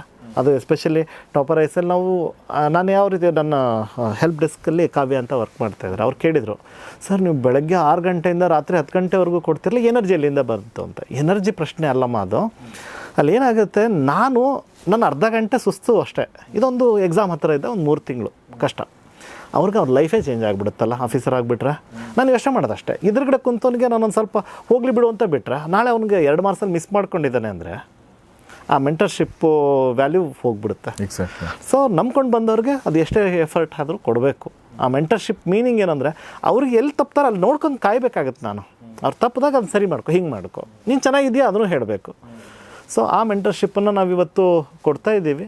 ಸೊ ಅದು ಇಂಪಾರ್ಟೆಂಟ್. ಯಾಕೆ ಅಂತಂದರೆ ಅದೇ ಹೇಳಿದ್ನಲ್ಲ, ಒಂದು ಸಣ್ಣದು ಡೈರೆಕ್ಷನ್ ಚೇಂಜ್ ಆದರೆ ಗುರಿ ಮಿಸ್ ಆಗಿಬಿಡುತ್ತೆ. Very true. ಕೊನೆಯದಾಗಿ ನಾನೊಂದು ಪ್ರಶ್ನೆ ಕೇಳಿ ಈ ಸಂದರ್ಶನ ಮುಗಿಸ್ತೀನಿ. ಏನಂದರೆ, ನಮ್ಮಲ್ಲಿ ಬಹಳಷ್ಟು ಜನ ಆ್ಯಾವ್ರೇಜ್ ಸ್ಟೂಡೆಂಟ್ಸ್ ಇರ್ತೀವಿ. Yes sir. ಓಕೆ, 50-55 ಹಿಂಗೆ. ಓಕೆ, ಈ ಅವಾಗ 50-55 ಅನ್ನೋದು ಆ್ಯಾವ್ರೇಜ್ ಆಗಿತ್ತು. ಈಗ 70 ತೊಗೊಂಡ್ರೆ ಆ್ಯಾವ್ರೇಜ್, ಈಗ ಹಂಗಾಗ್ಬಿಟ್ಟಿದೆ. ನಮ್ಮ ಕಾಲದಲ್ಲಿ 60 ತೊಗೊಂಬಿಟ್ರೆ ಟಾಪರು, 50 ತೊಗೊಂಡ್ರೆ ಆ್ಯಾವ್ರೇಜು, 30-35 ತೊಗೊಂಡ್ರೆ ಕಳಪೆ ಅಂತಿತ್ತು. ಈಗ ಹಂಗಿಲ್ಲ. ಬಟ್ ಅಂದರೆ ಆ್ಯಾವ್ರೇಜ್ ಅಂತ ಯಾಕೆ ಹೇಳ್ತಾ ಇದ್ದೇನೆ ಅಂದರೆ, ಅವನು ಮೇಲ್ನೋಟಕ್ಕೆ ಎದ್ದು ಕಾಣಲ್ಲ. ಅವನು ಕ್ಲಾಸಲ್ಲಿ ಇರ್ತಾನೆ, ಅವನು ಇಲ್ಲ ಅಂದರೆ ಗೊತ್ತಾಗಲ್ಲ, ಇದ್ರೂ ಗೊತ್ತಾಗಲ್ಲ, ಅವನು ಹಂಗಿರ್ತಾನೆ. ಸೊ ಬ್ರೈಟ್ ಅಂತ ಅನಿಸ್ಕೊಂಡಿರಲ್ಲ. ಓಕೆ, ಮಾಡ್ಕೊಂಡಿರ್ತಾರೆ, ಅವ್ರದ್ದು ಪಾಸ್ ಆಗ್ತಿರ್ತಾರೆ, ಪಾಸ್ ಆಗಲ್ಲ ಅಂತೇನಿಲ್ಲ, ಒಳ್ಳೆ ಮಾರ್ಕ್ಸ್ ತೊಗೋತಾರೆ. ಬಟ್ ಟಾಪರ್ ಅಂತಿರಲ್ಲ. ಭಾಳಷ್ಟು ಜನ ಆ ಥರನೇ ಇರ್ತಾರೆ. ಸೊ ಅವ್ರ ಮನಸ್ಸಲ್ಲಿ ಪ್ರಶ್ನೆ ಇರ್ಬೋದು, ಈ ಥರ ಎಕ್ಸಾಮ್ಗೆಲ್ಲ ನಾವು ಹೋಗ್ಬೋದಾ? ಓಕೆ, ಈಗ ನಾನು ಹೇಳೋದು ಕೇಳ್ಬಿಟ್ರೆ ಆ್ಯಕ್ಚುಲಿ ಟಾಪರ್ಸ್ಗಳೇ ಒಂದು ಸೆಕೆಂಡ್ ಅವ್ರು ಇಂಟ್ರಸ್ಪೆಕ್ಷನ್ ಮಾಡ್ಕೋಬೇಕಾಗುತ್ತೆ. ಯಾಕೆ ಅಂದರೆ, ನಾನೊಂದು ಉದಾಹರಣೆ ಕೊಡ್ತೀನಿ. ಮಧ್ಯಪ್ರದೇಶದ ಒಬ್ಬರು DC ಅವರು ತಮ್ಮ ಮಾರ್ಕ್ಸ್ ಕಾರ್ಡ್ಸನ್ನು ಫೇಸ್ಬುಕ್ಕಲ್ಲಿ ಹಾಕಿದ್ರು ಸರ್, ತಮ್ಗೆ ನೋಡಿದ್ದಿರ್ಬೋದು. ಯೂಶಲಿ ನಾವೆಲ್ಲ ಯಾವಾಗ ಹಾಕ್ತೀವಿ, 100 ಬಂತು, ಸಕ್ಸಸ್ ಬಂದಾಗ, ಏನೋ ಸೆಂಚುರಿ ಹೊಡೆದಾಗ, ಈ ಥರ. ಅವರು ಹಾಕಿದ್ದು ಮಾರ್ಕ್ಸು 35%, 42% ಅವ್ರದ್ದು SLC, PUC, ಡಿಗ್ರಿ. ಯಾಕದನ್ನ ಹಾಕಿದ್ರು ಅಂದರೆ, ನಾನು ಇಷ್ಟು ಕಡಿಮೆ ತೊಗೊಂಡಿರೋನು IAS ಆಗಿ ಕುತ್ಕೊಂಡಿದ್ದೀನಿ, ನಾನು ಮತ್ತೆ ಹೇಳ್ಬೇಕಾಗಿಲ್ಲ, ಇನ್ನು ಪ್ರೂಫ್ ಕೊಡಬೇಕಾಗಿಲ್ಲ ನಿಮಗೆ. ಸೊ ನೀವುಗಳು, ಯಾಕಂದರೆ 99% ತೊಗೊಂಡು ಸೂಸೈಡ್ ಮಾಡ್ಕೊಳ್ಳೋರಿದ್ದಾರೆ. ನಾನು ಟಾಪ್ ಆಗಿತ್ತು ಸ್ಟೇಟಿಗೆ, ನಾನು ಸೆಕೆಂಡ್ ಬಂದುಬಿಟ್ಟೆ ಅಂತ. 90% ತೊಗೊಂಡ್ರೆ ಅಪ್ಪ ಅಮ್ಮ ಹೊಡೆಯೋರಿದ್ದಾರೆ. ಬೇಕಾದಷ್ಟು ಇನ್ಸಿಡೆನ್ಸ್ ನೋಡ್ತೀವಿ ನಾವು, ನೀನು ಕಡಿಮೆ ತೊಗೊಂಡ್ಬಿಟ್ಟೆ ಅಂತ. ಸೊ ಇಲ್ಲಿ ಬೇಕಾಗಿರೋದು ಏನಂದರೆ, ಟಾಪರ್ ಅಂತಲ್ಲ, ನನಗೆ ಮಾಡಬೇಕು ಅನ್ನೋ ಮನಸ್ಥಿತಿ ಇದ್ದರೆ 100% ಮಾಡೇ ಮಾಡ್ತೀವಿ. ಇನ್ನೂ ಒಂದು ಹೇಳ್ತೀನಿ, ಯಾಕೆ ಆವ್ರೇಜ್ ಸ್ಟೂಡೆಂಟ್ಸ್ ಜಾಸ್ತಿ ಸಕ್ಸಸ್ ತೊಗೊಳ್ತಾರೆ. ನಾನು ಅದನ್ನೇ ಹೇಳಿದೆ, ಟಾಪರ್ಸ್ ಒಂದು ಸರಿ ಯೋಚನೆ ಮಾಡಬೇಕು ಅಂತ. ಅವ್ರಿಗೂ ಉತ್ತರ ಕೊಡ್ತೀನಿ ಯಾಕೆ ಅಂತ. ನಾವು ಲಿಸ್ಟ್ ತೆಗೆದು ನೋಡಿದ್ರೆ ಆವ್ರೇಜ್ ಸ್ಟೂಡೆಂಟ್ಸು ಜಾಸ್ತಿ ಸಕ್ಸಸ್ ತಗೊಂಡಿದ್ದಾರೆ. ಏನು ರೀಸನ್ನು ಅಂದರೆ, ಆವ್ರೇಜ್ ಸ್ಟೂಡೆಂಟ್ ಆಲ್ರೆಡಿ ಪ್ರಿಪೇರ್ ಆಗಿಬಿಟ್ಟಿದ್ದಾನೆ ಮೆಂಟಲಿ. ನನ್ನ ಕೈಲಿ ಒಂದು ಸರಿ ಆಗಲ್ಲ, ಇದು ಒಂದು 2-3 ಸರಿನಾರು ಮಾಡಬೇಕು ಅಂತ. ಅದೇ ಅವ್ನು ಸಕ್ಸಸ್ ಸಿಕ್ಕ. ಆಮೇಲೆ ಇನ್ನೊಂದು ಏನಂದ್ರೆ, ನಾನು ಹಾರ್ಡ್ ವರ್ಕ್ ಮಾಡಲೇಬೇಕು, ಇಲ್ಲಾಂದ್ರೆ ಆಗಲ್ಲ ಅಂತ ಕೂಡ ಇರ್ತಾವೆ. ಎಸ್. ಸೊ ಅವ್ನು ಆಲ್ರೆಡಿ ಅಕ್ಸೆಪ್ಟ್ ಮಾಡ್ಕೊಂಡಿರೋದ್ರೆ ಅವ್ನು ವರ್ಕ್ ಮಾಡ್ತಾನೆ. ಈ ರ್ಯಾಂಕ್ ಸ್ಟೂಡೆಂಟ್ಸ್ ಏನಾಗುತ್ತೆ, ಅವ್ರು ಯಾವತ್ತೂ ಕಡಿಮೆ ನೋಡಿರೋದೇ ಇಲ್ಲ. ಅವ್ರಿಗೆ ಫಸ್ಟ್ ಟೈಮು ರಿಜೆಕ್ಷನ್, ಫೇಲ್ ಅನ್ನೋದನ್ನು ಅವ್ರು ಅಕ್ಸೆಪ್ಟ್ ಮಾಡ್ಕೊಳಕ್ಕಾಗಲ್ಲ. ಯಾರು ಇದನ್ನು ಓವರ್ಕಮ್ ಮಾಡ್ತಾರೆ, ಅವರು ಸಕ್ಸಸ್ ತೊಗೊತಾರೆ. That is the biggest problem. ಅವರು ಅಕ್ಸೆಪ್ಟ್ ಮಾಡ್ಕೊಳಕ್ಕೆ ರೆಡಿನೇ ಆಗಲ್ಲ, ನಾನು ಫೇಲ್ ಆಗಿಬಿಟ್ನಾ ಅಂತ. So that is the norm ಇಲ್ಲಿ. ಸೊ ಅದೇ ಕಾರಣಕ್ಕೆ ಆವ್ರೇಜ್ ಸ್ಟೂಡೆಂಟ್ಸು ಈಸಿಯಾಗಿ ಆ್ಯಕ್ಚುಲಿ ಅವರು ಪೇಷನ್ಸಿಂದ ಕಾಯ್ತಾರೆ 3 ವರ್ಷ 4 ವರ್ಷ. ಇಲ್ಲಿ ಏನಾಗುತ್ತೆ, ಸೊಸೈಟಿನಲ್ಲಿ ಇವ್ನು ಫೇಲ್ ಆಗಿಬಿಟ್ಟ ಅಂತ ಅವ್ರು ಹೆದರ್ಕೊಂಡದ್ದು ಎಸ್ಕೇಪ್ ಆಗಿಬಿಡ್ತಾರೆ. ಬೇಡ, ಎಕ್ಸಾಮೇ ಬೇಡ ಅಂತ ಬಿಟ್ಟು ಹೋದವ್ರು ಎಷ್ಟೋ ಜನ ಇದ್ದಾರೆ.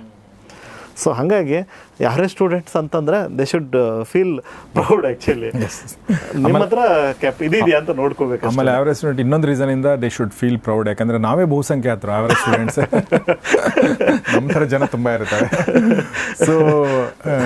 ಸೊ ಲಾಸ್ಟ್ ಎಪಿಸೋಡಲ್ಲಿ ಎಷ್ಟು ಓದಬೇಕು ಅನ್ನೋದ್ರ ಬಗ್ಗೆ ಅವ್ರು ಹೇಳಿದಾಗ, ಕ್ವಾಂಟಿಟಿ ಮುಖ್ಯ ಅಲ್ಲ, ಕ್ವಾಲಿಟಿ ಮುಖ್ಯ ಅನ್ನೋ ಮಾತನ್ನು ಹೇಳಿದರು. ಅಂದರೆ ಎಷ್ಟು 10 ಅವರ್ ಓದ್ದೆ ಅನ್ನೋದು ಪ್ರಶ್ನೆ ಅಲ್ಲ, 10 ಅವರ್ದಲ್ಲಿ ಏನು ಓದ್ದೆ, ಏನು ಅರ್ಥ ಮಾಡ್ಕೊಂಡು ಅನ್ನೋದು ಮುಖ್ಯ ಅನ್ನೋ ಮಾತನ್ನು ಹೇಳಿದರು. ಆದರೆ ಅವ್ರ ಎದುರುಗಡೆ ಇರುವಂಥ ಪುಸ್ತಕಗಳು ನೋಡಿದರೆ ಸ್ವಲ್ಪ ಭಯನೇ ಆಗುತ್ತೆ ನಮಗೆ. ಓಕೆ, ಈ 10 ಅವರ್ ಕುಂತರೂ ಕೂಡ ನಾವಿಗೆ, ಅಂದರೆ ಪ್ರತಿದಿನ 10 ಅವರ್ ಕುಂತರೂ ಕೂಡ ಇದು ಮುಗೀತಾ ಇಲ್ಲ ಅನ್ನೋ ಥರ ಇದೆ. ಸೊ ಸರ್, ಒಂದು ನಿಮಿಷ ಪುಸ್ತಕ ಕೊಡ್ಬೋದಾ ಸರ್? ಓಕೆ, ಇದು ರಾಜ್ಯಶಾಸ್ತ್ರ, ಭಾರತ ಸಂವಿಧಾನ ಮತ್ತು ಆಡಳಿತ ವ್ಯವಸ್ಥೆ ಅಂತ. ಪುಟಗಳೆಷ್ಟಿವೆ ನೋಡ್ತೀನಿ. 612 ಪುಟ ಇದೆ. ಇರಲಿ, ಸೊ ನಾನು ಜೋಕ್ ಮಾಡ್ತಾ ಇರೋದು ನಾನು. ಯಾಕೆಂದರೆ ಏನಂದ್ರೆ ಒಂದು ಮಾತಿದೆ ಕನ್ನಡದಲ್ಲಿ, ಏನಂದರೆ ಇಡೀ ಪುಸ್ತಕ ನೋಡೋಕೆ ಹೋಗಬೇಡ, ಒಂದು ಪುಟ ನೋಡು ಅಲ್ವಾ. ಇಡೀ ಪರ್ವತ ನೋಡಿದ್ರೆ ಭಯ ಆಗುತ್ತೆ, ಒಂದು ಹೆಜ್ಜೆ ಇಡೀ ಮುಟ್ಬಿಡ್ತೀವಿ. ಈ ಒಂದು ಎಕ್ಸಾಮ್ಗಳ ಬಗ್ಗೆ ಪ್ರಶ್ನೆ ಕೇಳೋಕ್ಕಿಂತ ಮುಂಚೆ ನಾನೊಂದು ನಿಮ್ಮ ಬಗ್ಗೆ ಒಂದು ಪ್ರಶ್ನೆ ಕೇಳಬೇಕು ಅಂದ್ಕೊಂಡೆ. ಈ ಟಾಪರ್ IAS ಅಕಾಡೆಮಿ 7 ವರ್ಷಗಳಿಂದ ನೀವು ನಡೆಸ್ತಾ ಇದ್ದೀರಾ. ಸೊ ಹೇಗೆ ಶುರು ಆಯ್ತು ಸರ್ ಇದು? ನಿಮ್ಮ USP ಏನು ನಿಮ್ಮ ಪ್ರಕಾರ ಸೋಮಶೇಖರ್ ಸರ್? ಸರ್ ಆ್ಯಕ್ಚುಲಿ ನಾನು ಇಂಜಿನಿಯರಿಂಗ್ ಇರಬೇಕಾದ್ರೆ ನಾನು ಮತ್ತು ನಮ್ಮ ಇನ್ನೊಬ್ಬರು ಫೌಂಡರ್ ತೇಜಸ್ ಜೈನ್ ಅಂತ. ಸೊ ನಾವು ಕಂಪ್ನಿಗೆ ಆ್ಯಸ್ ಯೂಶುವಲ್ ಕ್ಯಾಂಪಸಲ್ಲಿ ಸೆಲೆಕ್ಷನ್ ಆಯಿತು. ಬಟ್ ಒಂದು ಕಂಪ್ನಿಗೆ ಮಾಡಬೇಕು ಅನ್ನೋ ಒಂದು ಇದಿತ್ತು, ಒಂದು ಕಂಪ್ನಿ ಮಾಡಬೇಕು ನೀವೇ, ಒಂದು ಕಂಪ್ನಿ ಮಾಡಬೇಕು ಅಂತ. ಏನು ಎತ್ತ ಅಂತಿಲ್ಲ, ಸುಮ್ಮನೆ ಒಂದು ಕಾಲೇಜಲ್ಲಿ ಎನಿ ಸ್ಟೂಡೆಂಟ್ ನಾನೇನೋ ಮಾಡಬೇಕು ಅಂತ ಹಾಗೆ. ಬಟ್ ನಮ್ಮ ಪಾಡಿಗೆ ಅವ್ರು ಒಂದು ಕಡೆ ಸೆಲೆಕ್ಷನ್, ನಮ್ಮದು ಒಂದು ಕಡೆ ಸೆಲೆಕ್ಷನ್ ಆಯಿತು. ತಿರುಗಿ ನಂದು ಗೌರ್ಮೆಂಟಲ್ಲಿ ಕೂಡ. ಏನು ಓದಿದ್ದು ಸರ್ ನೀವು? ನಮ್ಮದು BE electronics and communication. Okay, ಯಾವ college? BIET Davanagere. Okay.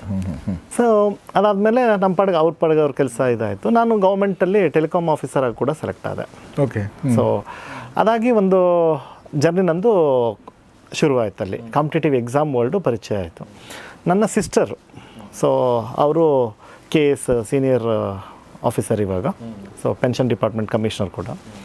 So ಅವ್ರು ನನಗೆ ಮೋಟಿವೇಟ್ ಮಾಡಿದ್ದು ಅಂದರೆ, ಓಕೆ ಒಂದು ಇದು ಎಷ್ಟು ಪವರ್ಫುಲ್ ಇರುತ್ತೆ ಅಂತ. ಒಂದು ಸೈನ್ ಹಾಕಿದರೆ ಸಾಕು, ಎಷ್ಟು ಜನಕ್ಕೆ ನೆಮ್ಮದಿ ಸಿಗುತ್ತೆ ಅಂತ. ನಮ್ಮ ಏನು honorary director K Jayaraj sir ಇದ್ದಾರೆ, additional chief secretary government of Karnataka ಆಗಿದ್ದವರು, ಮತ್ತು UPSCನಲ್ಲಿ ಎಲ್ಲ ಪ್ಯಾನಲ್ ಮೆಂಬರ್ ಆಗಿದ್ದವರು ಕೂಡ. ಸೊ ಅವರು ಒಂದು ಉದಾಹರಣೆನ ನಾನು ಓದಿದ್ದೆ. ಏನಂದರೆ, ತುಮಕೂರಲ್ಲಿ ಒಂದು ನಗರ ಇದೆ, ಜಯರಾಜ್ ನಗರ ಅಂತ. ಯೂಶಲಿ ನಾವು ನೋಡ್ತೀವಿ ಪೊಲಿಟಿಷಿಯನ್ಸ್ ಹೆಸರಿಡ್ತಾರೆ, ಅಂಥದ್ದು ಒಬ್ಬ ಆಫೀಸರ್ ಹೆಸರಿಡಬೇಕು ಅಂದರೆ. ಸೊ ಅಂದರೆ 1,000 ಜನಕ್ಕೆ ಹೊಡೆದಾಡಿ ಇವರೊಂದು ಮನೆ ಕೊಡಿಸ್ಬೇಕು ಅಂತ ಕೊಟ್ಟಾಗ ಅಲ್ಲಿ ಜನ ಅವ್ರ ಹೆಸರೇ ಬೇಕು ಅಂತ ಇಡ್ಸ್ಕೊಂಡಿದ್ದಾರೆ. ಸೊ ನನ್ನ ಸಿಸ್ಟರ್ ಯಾವಾಗಲೂ ಹೇಳಿದ್ರು, ಒಂದು ಸೈನ್ಗೆ ಎಷ್ಟು ಪವರ್ ಇದೆ ಅಂದರೆ 100 ಜನಕ್ಕೆ 1000 ಜನಕ್ಕೆ ಒಂದೇ ಸತಿಗೆ ಸೊಲ್ಯೂಷನ್ ಕೊಡೋ ಶಕ್ತಿ ಇದೆ. ಸೊ ಅವರು ಜರ್ನಿ ಶುರು ಮಾಡಿದ್ರೆ ನನಗೂ ಒಂದು ಮೋಟಿವೇಶನ್ನು. ಸೊ ನಾನು ಪ್ರೈವೇಟಿಂದ ಬಿಟ್ಟು ಈ ಕಡೆಗೆ ಜಂಪ್ ಆದೆ. ಸೊ ಅವರ ಪಾತ್ರಲ್ಲೇ ನಾನು ಕೂಡ ಇದು ಮಾಡಿದೆ. ಅವ್ರದ್ದು KS ಸೆಲೆಕ್ಷನ್ ಆಯಿತು, ನಂದು ಟೆಲಿಕಾಮ್ ಆಫೀಸರ್ ಸೆಲೆಕ್ಷನ್ ಆಯಿತು. ಬಟ್ ನನ್ನ ಜರ್ನಿ IAS ಕಡೆಗಿತ್ತು. ಸೊ ನಾನು ಒಂದು 3 ಸರಿ UPSC ಇಂಟ್ರ್ಯೂ ಕೂಡ ಮೇನ್ಸ್ ಬರೆದಿದ್ದೀನಿ, ಇಂಟ್ರ್ಯೂಗೆ ಹೋಗಿದ್ದೀನಿ. ಸೊ ಬಟ್ ನನಗೆ ಸಕ್ಸಸ್ ಅಂದರೆ ಒಂದು ಫ್ಯೂ ಮಾರ್ಕ್ಸಲ್ಲಿ ಮಿಸ್ ಆಯ್ತಲ್ಲಿ. ಬಟ್ ನನಗೆ ಬೇಸಿಕಲಿ ಫಸ್ಟಿಂದ ಪ್ಯಾಷನ್ ಅಂದರೆ ಟೀಚಿಂಗ್. ಸೊ ಆ ಟೀಚಿಂಗ್ ಪ್ಯಾಷನ್ ಇದ್ದಿದ್ದರಿಂದ ನಾನು ಇದು ಜರ್ನಿ ಎಂಡ್ ಆಯಿತು. ಬಟ್ ಆಫೀಸರಾಗಿ ನಾನು ಕಂಟಿನ್ಯೂ ಆಗ್ಬೋದಿತ್ತು. ಬಟ್ ಸಾಕು, ಇದನ್ನು ಬಿಟ್ಟು ನಾನು ಒಬ್ಬ ಆಫೀಸರಾಗಿ ಕೂತ್ಕೊಳ್ಳೋದು ಬೇಡ, ಭಾಳಷ್ಟು ಜನ ಮಾಡೋಣ, ಮತ್ತು ನನಗೆ ಪ್ಯಾಷನ್ ಕೂಡ ಅದಿರೋದ್ರಿಂದ ಅಂತ ಹೇಳಿದಾಗ, ಸೊ ತೇಜಸ್ ಜೈನ್ ಮುಂಚೆಯಿಂದ ಏನಿತ್ತು, ಮಾಡು ನಾನು ಜೊತೆಗಿರ್ತೀನಿ ಅಂತ. ಅವ್ರು ಏನು ಮಾಡ್ತಿದ್ರು? ಅವರು ಅವಾಗ TCSಲ್ಲಿ ಕೆಲಸ ಮಾಡ್ತಾಯಿದ್ರು. ಸೊ ಇವಾಗ ಅವರು ಅಮೆಝಾನಲ್ಲಿ ವರ್ಕ್ ಮಾಡ್ತಾಯಿದ್ದಾರೆ, USA ನಲ್ಲಿದ್ದಾರೆ. ಸೊ ಮತ್ತು ನಾನು ಈ ಜಾಬ್ ಬಿಡ್ತೀನಿ ಅಂದಾಗ ಎಲ್ಲರದ್ದು ಆ್ಯಸ್ ಯೂಶುವಲ್ ಪೊಸಿಷನ್, ಒಂದು ಗೌರ್ಮೆಂಟ್ ಜಾಬ್ ಬಿಟ್ಟು ವಾಪಸ್ ಬರೋದು ಅಂದರೆ ಇದಲ್ಲ. ಬಟ್ ನನಗೆ ಸಿಸ್ಟರ್ ತುಂಬ ಸ್ಟ್ರಾಂಗ್ ಸಪೋರ್ಟಾಗಿ ನಿಂತ್ಕೊಂಡ್ರು. ಏನಾಗಲ್ಲ, ನಿನಗೆ ಬಿಡಬೇಕು ಅನ್ನಿಸ್ತಾರೆ ಬಿಡು, ಅದ್ರಾಗೇನು ಅಂತ. ನಾನು 1 ತಿಂಗಳಾದಮೇಲೆ ಹೇಳಿದ್ದೀನಿ ಮನೇಲಿ, ನಾನು ರೆಸಿಗ್ನೇಷನ್ ಲೆಟರ್ ಆಲ್ರೆಡಿ ಅಕ್ಸೆಪ್ಟ್ ಆಯ್ತು ಇವತ್ತು ಅಂತ. ಸೊ ಆ ರೀತಿ ಶುರುವಾಗಿದ್ದಿದ್ದು. ಬಟ್ ಆ ಆಫೀಸರ್ ಆಗಿದ್ದಾಗಲೇ ಆ್ಯಕ್ಚುಲಿ ಬೀಜರೂಪವಾಗಿ ಶುರುವಾಗಿದ್ದು, ಒಮ್ಗೆ ಟಾಪರ್ ಐಸ್ ಬಂದಿಲ್ಲ. UPSConline.com ಅಂತ ಇತ್ತು. ಸೊ ಒಂದು ಸರಿ ಹಿಂದೂ ಪೇಪರಲ್ಲಿ ಇಂಟ್ರ್ಯೂ ಕೂಡ ತೊಗೊಂಡಿದ್ರು. ಅಲ್ಲೇನಂದರೆ ಫ್ರೀಯಾಗಿ, ನಾನೊಬ್ಬನೇ ಅಲ್ಲ, ತುಂಬ ಜನ ಆಫೀಸರ್ಸು ನನ್ನ ಜೊತೆಗಿದ್ದವರು, ಅವರೆಲ್ಲ ಫ್ರೀಯಾಗಿ, even including my wife. So ಅದಾದಮೇಲೆ ನಾವು ಫಿಸಿಕಲಿ ಶುರು ಮಾಡಬೇಕು ಅಂತ ಡಿಸೈಡ್ ಮಾಡಿದೆ. ಅಂದರೆ ಕ್ಲಾಸ್ ರೂಮ್ ಥರ, ಯಾಕಂದರೆ ನಾವು ಡೆಡಿಕೇಟೆಡಾಗಿ ಕೊಟ್ಟರೆ ಒಂದು ರಿಸಲ್ಟಿಗೆ from the scratch till the end, ಅವ್ರಿಗೆ ಪ್ರಿಲಿಮ್ಸಿಂದ ಹಿಡಿದು ಇಂಟ್ರ್ಯೂ ಹೋಗೋರ್ಗೂ ರೆಡಿ ಮಾಡಿದರೆ, ಸೊ ಅದರಿಂದ ಅವ್ರಿಗೆ ಜಾಸ್ತಿ ಬೆನಿಫಿಟ್ ಆಗುತ್ತೆ. ಸೊ ನಾನು ಆಫೀಸರ್ ಇದ್ದಾಗ ಜಸ್ಟ್ ಆನ್ಲೈನ್ ಮಾಡ್ತಾಯಿದ್ವಿ. ಅದಾದಮೇಲೆ ನಾವು ಫಸ್ಟ್ ಬ್ಯಾಚ್ ಶುರುವಾಗಿದ್ದು UPSConline.com ಅಂತಾನೆ. ಸೊ ಅದಾದಮೇಲೆ ನಾವು ಟಾಪರ್ IAS ಅಂತ ಹೇಳ್ಬಿಟ್ಟು ಹೆಸರನ್ನ ಚೇಂಜ್ ಮಾಡಿದ್ದು. Very nice sir. ಸೊ ನನಗೆ ಇನ್ನೊಂದು ಪ್ರಶ್ನೆ, ನೀವೀಗ ಆಫೀಸರ್ ಅಂತ ಹೇಳಿದ್ರಲ್ಲ, ಅಂದರೆ ಆಫೀಸರ್ಗಳು ಈಗ ಯಾವುದೇ ಒಂದು ಇನ್ಸ್ಟಿಟ್ಯೂಟ್ ನಡಿಬೇಕಾದ್ರೆ ಎಕ್ಸ್ಪೀರಿಯನ್ಸ್ ವ್ಯಕ್ತಿಗಳು ಬೇಕಾಗ್ತಾರೆ. ಅಂದರೆ ಆ ಎಕ್ಸಾಮನ್ನು ಹತ್ತಿರದಿಂದ ನೋಡಿದವರು, ಕ್ರ್ಯಾಕ್ ಮಾಡಿದವರು, ಫೇಲ್ ಆದವರು ಎಲ್ಲರೂ ಬೇಕಾಗ್ತಾರೆ. ಬಿಕಾಸ್ ಅದು ಒಂದು ಆ ಅನುಭವದ ಪಾಠ ವಿದ್ಯಾರ್ಥಿಗಳಿಗೆ ಸಿಗುತ್ತೆ. ಸೊ ಆ ದೃಷ್ಟಿಯಿಂದ ಕೇಳ್ತಾ ಇರೋದು ಅಂದರೆ, ಈ ಒಂದು ಸಂಸ್ಥೆಯಿಂದ ಯಾರೆಲ್ಲ ಇದ್ದಾರೆ, ವಿಶೇಷವಾಗಿ ವಿದ್ಯಾರ್ಥಿಗಳಿಗೆ ಹೆಲ್ಪ್ ಆಗುವಂಥ ಯಾರಿದ್ದಾರೆ?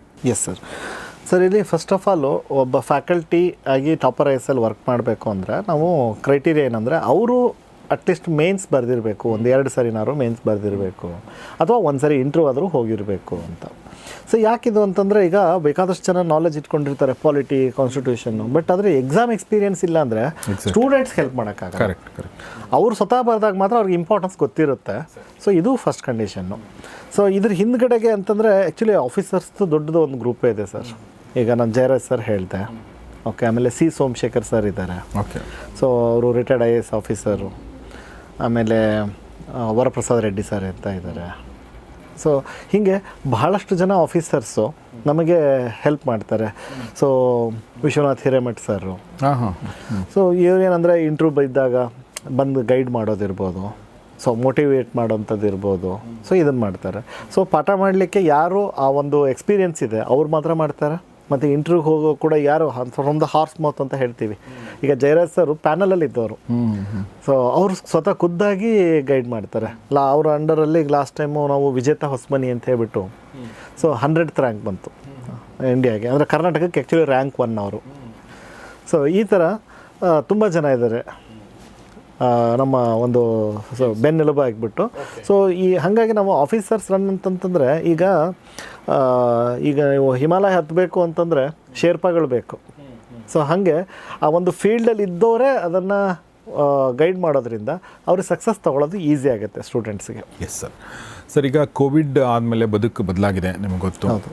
ಈಗ ಬೀದರ್ನಲ್ಲೇ ನೋಡುವಂಥ ಹುಡುಗ ಇರ್ಬೋದು, ಅಥವಾ ತುಮಕೂರಲ್ಲಿ, ಬೆಂಗಳೂರಲ್ಲೇ ನೋಡುವಂಥ ಹುಡುಗ ಇರ್ಬೋದು, ಎಲ್ಲರೂ ಯೋಚನೆ ಮಾಡ್ತಾರೆ ನಾನು ಅಲ್ಲಿಗೆ ಹೋಗಬೇಕಾ ಅಂತ ಹೇಳಿ ಅಲ್ವಾ. ಸೊ ಹೀಗಾಗಿ ಟಾಪರ್ IASನಲ್ಲಿ ನೀವು ಈ ಥರ online, offline, hybrid, live class room ಯಾವ ಥರ ಇದೆ?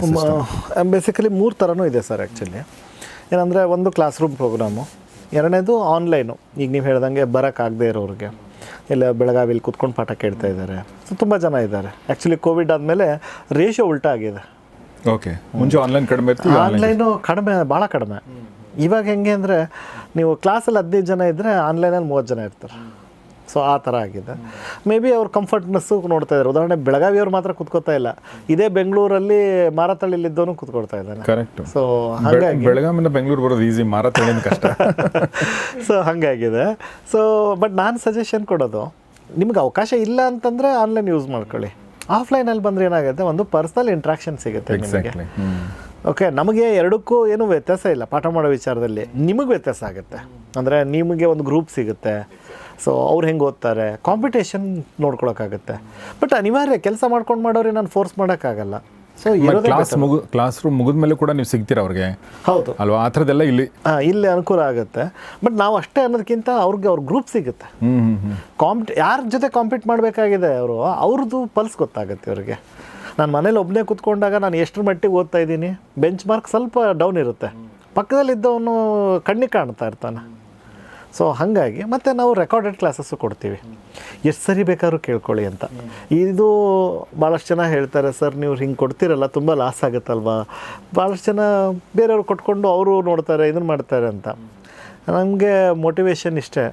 ಒಂದು ಮೊದಲನೇದು ಇದು ಇನ್ಸ್ಪಿರೇಷನ್ ಎಲ್ಲಿಂದ ಅಂದರೆ, ನಮ್ಮ ಗುರುಗಳು ಸಾಶಿ ಮರಳಯ್ಯ ಸರ್, ಅವರು ಓಪನ್ನಾಗಿ ರೆಕಾರ್ಡ್ ಮಾಡ್ಕೊಳ್ರಿ ಪಾಠ, ಆಮೇಲೆ ಅದನ್ನು ಮತ್ತೆ ಕೇಳಿಸ್ಕೊಳಕ್ಕಾಗತ್ತೆ ನಿಮಗೆ ಅಂತ ಹೇಳೋರು.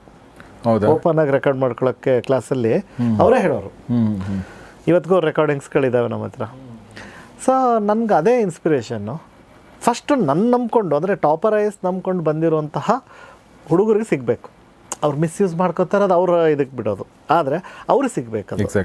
ಅವರು ಒಂದು 10 ಸರಿ ಕೇಳಿಸ್ಕೊಳ್ತಾರೆ. ಈಗ ಎಷ್ಟೋ ಸರಿ ಹೆಸಿಟೇಷನ್ ಇರುತ್ತೆ, ಹೆಂಗೆ ಕೇಳೋದು ಸರ್ಗೆ.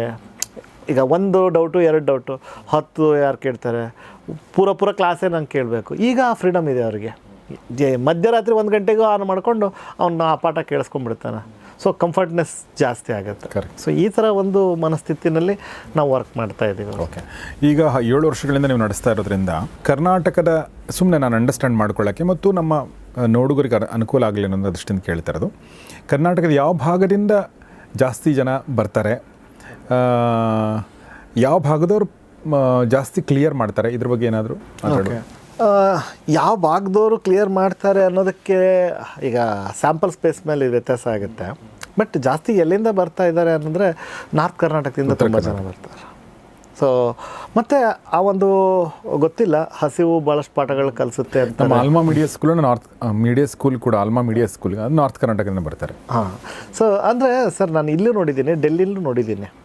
ಎಲ್ಲಿ ಅನಿವಾರ್ಯತೆ ಇರುತ್ತೆ, ಹಸಿವು ಜಾಸ್ತಿ ಇರುತ್ತೆ, ಅಲ್ಲಿ ಹಠನೂ ಜಾಸ್ತಿ ಇರುತ್ತೆ, ಗೆಲುವು ಜಾಸ್ತಿ ಇರುತ್ತೆ. ಕರೆಕ್ಟ್. ಅದನ್ನೇ ನಾನು ನೋಡಿರೋದು. ಯಾಕಂದರೆ ಅವ್ರಿಗೆ ಆಪ್ಷನ್ನೇ ಇಲ್ಲ. ಸೊ ಡೆಲ್ಲಿನಲ್ಲಿ ನಮ್ಮ ಅಂದೇ ಹೇಳ್ತಾ ಇತ್ತು, ಕರ್ನಾಟಕದಲ್ಲಿ ತುಂಬ ನೀವು ಕಂಫರ್ಟ್ ಝೋನಲ್ಲಿದ್ದೀರಿ, ಅದಕ್ಕೆ ನಿಮಗೆ ಸಕ್ಸಸ್ ಬೇಗ ಸಿಗ್ತಿಲ್ಲ ಬಹುಶಃ. ಓಕೆ. ಯಾಕೆ ಅಂದರೆ ಡೂ ಆರ್ ಡೈ ಅಂತ ಮಾಡ್ತಿಲ್ಲ ನೀವು. ಅಲ್ಲಿ ಹೆಂಗೆ ಅಂತಂದರೆ ಏನು ಫುಟ್ಪಾತಲ್ಲೆಲ್ಲ ಮಲ್ಕೊಂಡ್ಬಿಟ್ಟು ಓದೋಂಥವ್ರು ಇದ್ದಾರೆ, ಸತ್ಯವಾಗ್ಲೂ ನೋಡಿದ್ದೀನಿ ನಾನು. ಯಾಕೆಂದರೆ ಅಷ್ಟೊಂದು ಫೀಸ್ ಯಾರು ಕಟ್ಟೋಕ್ಕಾಗಲ್ಲ ಅಂತ ಹೇಳ್ಬಿಟ್ಟು ಎಲ್ಲೋ ಒಂದು ಸಣ್ಣ ರೂಮಲ್ಲಿ 4 ಜನ ಶೇರಿಂಗ್ ಮಾಡಿಕೊಂಡು ಸೊ ಈ ಥರ ಮಾಡ್ತಾರೆ. ಇಲ್ಲಿ ನಮಗೆ ಅಷ್ಟೊಂದು ಕಷ್ಟ ಇಲ್ಲ, ಏನೋ ಒಂದು ಕೆಲಸ ಸಿಗುತ್ತೆ ಬಿಡು ಅನ್ನೋ ಒಂದು ಧೈರ್ಯ ನಮಗೆ. ಸೊ ಹಾಗಾಗಿ ಒಂದರ್ಧ ಸ್ವಲ್ಪ ಸಕ್ಸಸ್ಸು ಕಡಿಮೆ ಅಂತ ನಾನು ಹೇಳಬಲ್ಲೆ. ಸರಿ, ಇನ್ನೊಂದು ಪ್ರಶ್ನೆ ಕೇಳಬೇಕು ನೋಡಿ. ಈಗ AI ಬಂದಿರೋದ್ರಿಂದ ಎಲ್ಲ ಕ್ಷೇತ್ರಗಳಲ್ಲದು ಇಂಟರ್ಫಿಯರ್ ಮಾಡಿದೆ. ಹೌದು. ಈಗ ಅದನ್ನು ನಾವು ನಮ್ಮ ಒಂದು ಒಳಿತಿಗೆ ಬಳಸ್ಕೊಳ್ಬೇಕು ಅದನ್ನು. ಸೊ ನಿಮ್ಮ ಒಳಿತಿಗೆ, ವಿದ್ಯಾರ್ಥಿಗಳ ಒಳಿತಿಗೆ ಏನು ಹೇಗೆ ಯೂಸ್ ಮಾಡ್ತಾ ಇದ್ದೀರಾ ಸರ್ ನೀವು? ಸರ್ ಅದರಿಂದ ನಿಮಗೆ ತೊಂದರೆ ಆಗಿದೆಯಾ ಅಥವಾ ನಿಮಗೆ ಅನುಕೂಲ ಆಗಿದೆಯಾ? ಸರ್ ತೊಂದರೆ ಆಗಿದೆಯಾ, ಅನುಕೂಲ ಆಗಿದೆಯಾ, ಅದು ನಾವು ನಾನಂತೂ ನೋಡೋದು ಹೇಗೆ ಅಂದರೆ ಅದನ್ನು ಅನುಕೂಲಕ್ಕೆ ಬಳಸ್ಕೊಳ್ಬೇಕು ಅಷ್ಟೇ. ನನಗೆ ನಾನು ಅದನ್ನು ಮಾಡ್ತಾಯಿದ್ದೀವಿ ಟಾಪರ್ IAS ಅಲ್ಲಿ. ಏನಂತಂದರೆ ಇವತ್ತು ಪ್ರತಿಯೊಂದು ಮುಂಚೆ ನಾನು ಹೇಳ್ತಾ ಇದ್ದೆ ಎಷ್ಟೋ ಸರಿ, UPSC ಅಥವಾ ಒಂದು ಸ್ಟ್ಯಾಂಡರ್ಡ್ ಎಕ್ಸಾಮಿನೇಷನ್ ಬೋರ್ಡ್ ಏನಿರುತ್ತೆ ಅವ್ರು ತೆಗಿಯೋ ಕ್ವಶನ್ ಪೇಪರ್ ಮ್ಯಾಚ್ ಮಾಡೋಕ್ಕೆ ಯಾರಿಗೂ ಆಗಲ್ಲ ಅಂತಿದ್ದೆ. ಇವತ್ತು ನಾನು ಕಾನ್ಫಿಡೆಂಟಾಗಿ ಹೇಳ್ತೀನಿ, ಅವರು ಮ್ಯಾಚ್ ಮಾಡೋ ಲೆವೆಲ್ಗೆ ಕ್ವಶನ್ಸ್ ನಾವು ತಗೊಡ್ತೀವಿ ಅಂತ. ಸೊ ಏನು ಬದಲಾವಣೆ ಆಯಿತು ಅಂತ ಕೇಳಿದ್ರೆ, ಆರ್ಟಿಫಿಷಿಯಲ್ ಇಂಟೆಲಿಜೆನ್ಸ್ಗೆ ಎಷ್ಟು ಕೆಪಾಸಿಟಿ ಇದೆ ಅಂತಂದರೆ, ಸೊ ಅದು ಎಕ್ಸಾಕ್ಟ್ಲಿ ಯಾವ ಕ್ವಶನ್ ಇದೆ, ಅದರದ್ದು ಪಲ್ಸ್ ಏನು, ಲ್ಯಾಂಗ್ವೇಜ್ ಏನು, ಟೋನ್ ಏನು, ಪ್ರತಿಯೊಂದನ್ನು ಕಾಪಿ ಮಾಡಬಲ್ದು. ನಾವು ಡೈರೆಕ್ಷನ್ ಕೊಡಬೇಕಷ್ಟೇ ಅದಕ್ಕೆ. ಸೊ ಹಾಗಾಗಿ same to same question paper ನಾವು ಇವತ್ತು ಕೊಡ್ತಿದ್ದೀವಿ. ಸೊ ಪ್ಲಸ್ ನಾವು ಕ್ವಶನ್ಸ್ಗಳು ಎಷ್ಟೊಂದು ಪ್ರೆಡಿಕ್ಟ್ ಮಾಡೋಕ್ಕಾಗ್ತಾ ಇದೆ. ಸೊ ಆ ಸಿಸ್ಟಮನ್ನು ಯೂಸ್ ಮಾಡಿಕೊಂಡು ನಾವು ಏನೆಲ್ಲ ಬರಬಹುದು, ಹೆಕ್ಕಿ ತೆಗೆಯುತ್ತೆ. ಯಾವ ನ್ಯೂಸ್ ಆಗಿತ್ತು, ಯಾವುದು ಪಾಸಿಬಿಲಿಟಿ ಇದೆ, ಸೊ ಹೆಕ್ಕಿ ತೆಗೆಯುತ್ತೆ. ಸೊ ಅದನ್ನು ನಾವು ಯೂಸ್ ಮಾಡ್ಕೊತಾ ಇದ್ದೀವಿ. ಮತ್ತು ಸ್ಟೂಡೆಂಟ್ಸ್ಗೆ ಇವ್ಯಾಲ್ಯುವೇಷನ್ ನಾವು ಮ್ಯಾನ್ಯುವಲ್ ಇವ್ಯಾಲ್ಯುಯೇಷನ್ ಮಾಡೋದಲ್ಲದೆ ಆರ್ಟಿಫಿಷಿಯಲ್ ಇಂಟೆಲಿಜೆನ್ಸಿಂದ ಇವ್ಯಾಲ್ಯುಯೇಷನ್ ಮಾಡಿಕೊಡ್ತಾ ಇದ್ದೀವಿ. ಸೊ ಏನು ಡಿಫ್ರೆನ್ಸು, ಅಡ್ವಾಂಟೇಜು ಅಂತ ಕೇಳಿದರೆ, ನಾವೀಗ ಹ್ಯೂಮನ್ನಲ್ಲಿ ನಾವೆಲ್ಲ ಹೀಗೆ ಇದನ್ನು ಬರೀಬೇಕಾಗಿತ್ತು, A ಪಾಯಿಂಟ್ ಎಕ್ಸಾಕ್ಟ್ಲಿ ಹಾಕಲೇಬೇಕಾಗಿತ್ತು, ಎಲ್ಲವನ್ನೂ ಹೇಳ್ತಾ ಕೂತ್ಕೊಂಡಿರೋಕ್ಕೆ ಸಾಧ್ಯ ಇಲ್ಲ. ಬಟ್ ಅಲ್ಲಿ ಹೇಗೆ ಸಾಧ್ಯತೆ ಇದೆ ಅಂತಂದರೆ, ಅವರ ಸ್ಟ್ರೆಂತ್ ಏನು, ಅವರ ವೀಕ್ನೆಸ್ ಏನು, ಆಮೇಲೆ ಯಾವ ರೀತಿ ಬರೀಬೇಕಿತ್ತು, ಲ್ಯಾಂಗ್ವೇಜ್ ಟೋನ್ ಚೇಂಜ್ ಮಾಡಿ ಎಕ್ಸಾಂಪಲ್ ಕೊಡುತ್ತೆ. ಹಿಂಗೆ ಬರೀಬೇಕಾಗಿತ್ತು ನೀನು, ಈ ಎಕ್ಸಾಂಪಲ್ಲೇ ಹಾಕಬೇಕಾಗಿತ್ತು ನೀನು, ಪ್ಲಸ್ ಇಷ್ಟು ಮಾರ್ಕ್ಸ್ ಬಂದಿದೆ, ನಿನ್ನ ಟೋನ್ ಚೆನ್ನಾಗಿದೆ, ಬ್ಯಾಲೆನ್ಸ್ಡ್ ಇದೆ. ಸೊ ಇನ್ಕ್ಲೂಡಿಂಗ್ ಅವ್ರ ಪರ್ಸ್ನಾಲಿಟಿ ಟ್ರೇಟ್ ಹೇಳೋ ಲೆವೆಲ್ವರೆಗೂ AI ಅವ್ರಿಗೆ ವ್ಯಾಲ್ಯೂಯೇಷನ್ ಮಾಡಿಕೊಡ್ತಾರೆ. ನಾವು ಯೂಸ್ ಮಾಡಿದ್ದೀವಿ ಅದನ್ನು. ಈಗ ರೀಸೆಂಟಾಗಿ KS ಎಕ್ಸಾಮಲ್ಲಿ, ಮೇನ್ಸ್ ಎಕ್ಸಾಮ್ನಲ್ಲಿ ನಾವು ಅದನ್ನು ಇವ್ಯಾಲ್ಯೂಯೇಟ್ ಮಾಡಿ ಅವ್ರ ಓನ್ ಹ್ಯಾಂಡ್ ರೈಟಿಂಗಿಂದನೇ ಇವ್ಯಾಲ್ಯೂಯೇಟ್ ಮಾಡಿ ಅವ್ರಿಗೆ ಫೀಡ್ಬ್ಯಾಕ್ ಕೊಟ್ಟಿದ್ದೀವಿ. ಇನ್ನು ಮತ್ತೊಂದು ಫೀಲ್ಡ್ ಏನಂದರೆ current affairs mastering. Current affairs ಓದಬೇಕು, ನ್ಯೂಸ್ ಪೇಪರ್ ಓದಬೇಕಂದ್ರೆ ಬಲ್ಕಿ ಅಷ್ಟೊಂದು ಯಾರು ಓದ್ತಾರೆ ಅನ್ನೋ ಮೆಂಟಾಲಿಟಿ, ತುಂಬ ಕಷ್ಟಪಡಬೇಕು. ಸ್ವತಃ ನಾನೇ ಫಸ್ಟು ಹಿಂದೂ ಓದಬೇಕಾದ್ರೆ 6 hours ಕುತ್ಕೊಂಡು ಓದಿದ್ರು ಕೂಡ ಸತ್ಯವಾಗ್ಲೂ ನನ್ನ ತಲೆಗೆ ಹೋಗ್ತಿದ್ದು ಎಷ್ಟು ಅಂತ ನನಗೆ ಗೊತ್ತಿಲ್ಲ. 6 ತಿಂಗಳು ಬೇಕಾಯಿತು ನನಗೆ ಮಾಸ್ಟರ್ ಮಾಡ್ಕೊಳ್ಳೋಕ್ಕೆ, ಅದನ್ನು ಗ್ರಿಪ್ ತೊಗೊಳ್ಳೋಕ್ಕೆ. ಇವತ್ತು ಡೇ ಒನ್ನೇ ನಾವು ಕೊಟ್ಟಿರೋ ಟೂಲ್ ಯೂಸ್ ಮಾಡಿಕೊಂಡು ಏನು ಪೇಜ್ 1ನಲ್ಲಿ ಏನಿದೆ ಇಂಪಾರ್ಟೆಂಟು, ಎಡಿಟ್ರಲ್ಲಿ ಏನಿದೆ, ಪ್ರಿಲಿಮ್ಸ್ಗೆ ಇಂಪಾರ್ಟೆಂಟಾ ಹೌದೋ ಅಲ್ವಾ, ಯಾವ ಕ್ವಶನ್ ಬರುತ್ತೆ ಅದು ಬರಲ್ಲ, ಎಲ್ಲ ಕೇಳ್ತಾ ಹೋದ್ರೆ ಅದು ಪಟ ಆನ್ಸರ್ ಕೊಡುತ್ತೆ. ನೋಟ್ಸ್ ಬೇಕಾದ್ರೆ ನೋಟ್ಸ್ ಕೊಡುತ್ತೆ, ಅವ್ರು ಓದ್ಕೊಳ್ಳೋದು ಅಷ್ಟೇ ಕೆಲಸ. ಅಷ್ಟರ ಮಟ್ಟಿಗೆ ಇವತ್ತು AI ನಾವು ಯೂಸ್ ಮಾಡ್ಕೊಳ್ತಾ ಇದ್ದೀವಿ ಟಾಪರ್ IAS ಅಲ್ಲಿ. ಸೊ ಅವ್ರಿಗೆ ಮತ್ತು ಇನ್ನೂ ಒಂದೇನೆಂದರೆ, ಅವ್ರ ಸಬ್ಜೆಕ್ಟ್ ಸ್ಟ್ರಾಂಗ್ ಆಗೋವರೆಗೂ ಬಿಡಲ್ಲ, ಆ ಲೆವೆಲ್ಲಿಗೆ ಆ ಟೂಲ್ ರೆಡಿ ಇದೆ. ಯಾರು ಮಾನಿಟರ್ ಮಾಡಬೇಕಾಗಿಲ್ಲ, ಯಾರು ಹೇಳಬೇಕಾಗಿಲ್ಲ. ನೀವತ್ತೊಂದು ಚಾಪ್ಟರ್ ತೊಗೊಂಡ್ರಿ ಅಂದ್ಕೊಳ್ಳಿ, ಸೊ ರೆಸ್ಪಿರೇಷನ್ ಚಾಪ್ಟರ್, ಸೊ ನಾನು ಎಷ್ಟರ ಮಟ್ಟಿಗೆ ಸ್ಟ್ರಾಂಗ್ ಇದ್ದೀನಿ ಅದು ಇವ್ಯಾಲ್ಯೂಯೇಟ್ ಮಾಡಿ ಹೇಳ್ತಾನೆ ಹೋಗುತ್ತೆ. ನೀನು ವೀಕ್ ಇದೆಯಾ, ನೀನು ಸ್ಟ್ರಾಂಗ್ ಆಗೋವರೆಗೂ ನೀನು ರೆಡಿ ಆಗ್ತಾನೆ ಇರ್ಬೋದು. ಸೊ ಇಷ್ಟರ ಮಟ್ಟಿಗೆ ನಾವು AI ಯೂಸ್ ಮಾಡ್ಕೊಡ್ತಾ ಇದ್ದೀವಿ. ಸೊ ಅದರಿಂದ ಬೆನಿಫಿಟ್ ಆಗಿದೆ ಅಂತಲೇ ನಾನು ಹೇಳಬಲ್ಲೆ. ಯಾಕಂದರೆ ಸ್ಟೂಡೆಂಟ್ಸ್ಗೆ ಅದು ಹೆಕ್ಕಿ ತಕ್ಕೊಡುತ್ತೆ. ನಾನು ಹ್ಯೂಮನ್ ಮಾಡೋಕ್ಕಾಗದೇ ಇರೋ ಕೆಲಸ ಅದು ಮಾಡಿಕೊಡುತ್ತೆ. ಏನಂದರೆ ಯಾವ ದೇಶದಲ್ಲಿ ಏನು ಇಂಪಾರ್ಟೆಂಟ್ ಇವೆಂಟ್ ಆಗಿದೆ, ನಾನು ಅವತ್ತಿನ ನ್ಯೂಸ್ ಪೇಪರ್ ಮಿಸ್ ಮಾಡಿದ್ರು, ಅದು ತಕ್ಕೊಡುತ್ತೆ. ಇಂಥದ್ದೊಂದು ಈವೆಂಟ್ ಆಗಿತ್ತು, ನೀವು ಇದ್ರ ಮೇಲೆ ಕ್ವಶನ್ ಫ್ರೇಮ್ ಮಾಡೇ ಕೊಡುತ್ತೆ. ನಾವು ಸ್ವಲ್ಪ ಗೈಡ್ ಮಾಡಬೇಕಾಗತ್ತೆ. ಯಾಕಂದ್ರೆ ನಮ್ಮ ಎಕ್ಸ್ಪೀರಿಯೆನ್ಸನ್ನು ಅದಕ್ಕೆ ಸೇರಿಸಿದಾಗ 100% ಹುಡುಗರು ಸಿಗುತ್ತೆ. Very nice sir. ಸರ್, ಈಗ ಟಾಪರ್ IAS ಅಕಾಡೆಮಿನಲ್ಲಿ, ಟಾಪರ್ IAS ಸಂಸ್ಥೆನಲ್ಲಿ ಯಾವುದೆಲ್ಲ ಎಕ್ಸಾಮ್ಗಳಿಗೆ ನೀವು ಕೋಚಿಂಗ್ ಕೊಡ್ತೀರಾ ಸರ್? ಸರ್ ನಾವು 4 ಭಾಗವಾಗಿ ಹೇಳಿಬಿಡ್ತೀನಿ. ಒಂದು IAS ಮತ್ತು KS stream almost same syllabus, ಮುಂಚೆನೇ ಹೇಳಿದೆ ನಾನು, ಆಲ್ಮೋಸ್ಟ್ ಸೇಮ್ ಇರೋದು, ಅದು ಒಂದು ಕಡೆಗೆ. ಎರಡನೇದು ನಾವು ಬ್ಯಾಂಕಿಂಗ್ ಸರ್ವೀಸಸ್ಸು. ಈ ಬ್ಯಾಂಕಿಂಗ್ ಸರ್ವೀಸಸ್ಸಲ್ಲಿ ಅಂದರೆ IBPS ಇರ್ಬೋದು, SBI ಇರ್ಬೋದು, ಅದರೊಳಗಡೆ ಪ್ರೊಬೇಷನರಿ ಆಫೀಸರು, ಕ್ಲರ್ಕ್ ಎಕ್ಸಾಮ್ ಇರ್ಬೋದು, LIC ಇರ್ಬೋದು. ಓಕೆ, ಸೊ ಈ ಬ್ಯಾಂಕ್ ಅಥವಾ ಪ್ರೈವೇಟ್ ಸೆಕ್ಟರ್ ಬ್ಯಾಂಕಿಗೆ ಹೆಲ್ಪ್ ಆಗುವಂತಿರ್ಬೋದು. ಆಲ್ಮೋಸ್ಟ್ ಎಕ್ಸಾಮ್ ಸೇಮ್ ಇರುತ್ತೆ. ಅಂದರೆ ಬೇಸಿಕಲಿ ಸಿಲೆಬಸ್ ಹೇಳು ಅಂತಂದರೆ ಕಾಂಪ್ರಹೆನ್ಷನ್ನು, ಇಂಗ್ಲೀಷು, ಮ್ಯಾಥಮೆಟಿಕ್ಸು, ಲಾಜಿಕಲ್ ರೀಸನಿಂಗು, ಈ 4 ಸೆಟ್ ಇರುತ್ತೆ. ಸೊ ಇದು ವರ್ಷದಲ್ಲಿ ಸುಮಾರು 18 ಎಕ್ಸಾಮ್ ಬರುತ್ತೆ. So on on average at least 1 ಮಂತಿಗೆ 1 exam ಅಂತ ಇಟ್ಕೋಬೋದು. ಸೊ ಅದು ಒಂದು ಸ್ಟ್ರೀಮು ನಾವು ರೆಡಿ ಮಾಡ್ತಾ ಇರೋವಂಥದ್ದು, ಅಂದರೆ ಈ ಬ್ಯಾಂಕಿಂಗ್ ಸೆಕ್ಟರಲ್ಲಿ. ಮೂರನೇದು ನಾವು ಜುಡಿಷರಿ. ಇಡೀ ಕರ್ನಾಟಕದಲ್ಲಿ ಒಂದೇ ಒಂದು ಇನ್ಸ್ಟಿಟ್ಯೂಟ್ ಕೂಡ ಜುಡಿಷರಿ ಡೆಡಿಕೇಟೆಡ್ ಇನ್ಸ್ಟಿಟ್ಯೂಟ್ ಇಲ್ಲ, ಅಂದರೆ ಥ್ರೂ ಔಟ್ ದ ಇಯರ್ ಮಾಡೋವಂಥದ್ದು. ಸೊ ನಾವು ಜಡ್ಜಸ್ ಅವರ ಗೈಡೆನ್ಸ್ ಅಂಡರಲ್ಲಿ, ಅಂದರೆ ಅವರೇ ಸ್ವತಃ ಬಂದು ಮಾಡ್ತಾಯಿದ್ದಾರೆ. ಶಫೀರ್ ಅಂತ ಇರ್ಬೋದು, Ashok sir, okay, so Rathod sir, ಇವರೆಲ್ಲ ಜಡ್ಜಸ್ಸು. ಅವರೇ ಬಂದು ಗೈಡ್ ಮಾಡ್ತಾರೆ, ಸಿವಿಲ್ ಜಡ್ಜು ಮತ್ತು ಡಿಸ್ಟ್ರಿಕ್ಟ್ ಜಡ್ಜ್ ಆಗಲಿಕ್ಕೆ ಅಂತ ಹೇಳ್ಬಿಟ್ಟು. ಇಡೀ ಕರ್ನಾಟಕದಲ್ಲಿ ಯಾವ ಇನ್ಸ್ಟಿಟ್ಯೂಟ್ ಇಲ್ಲ. ಹೌದಾ? ಓಕೆ.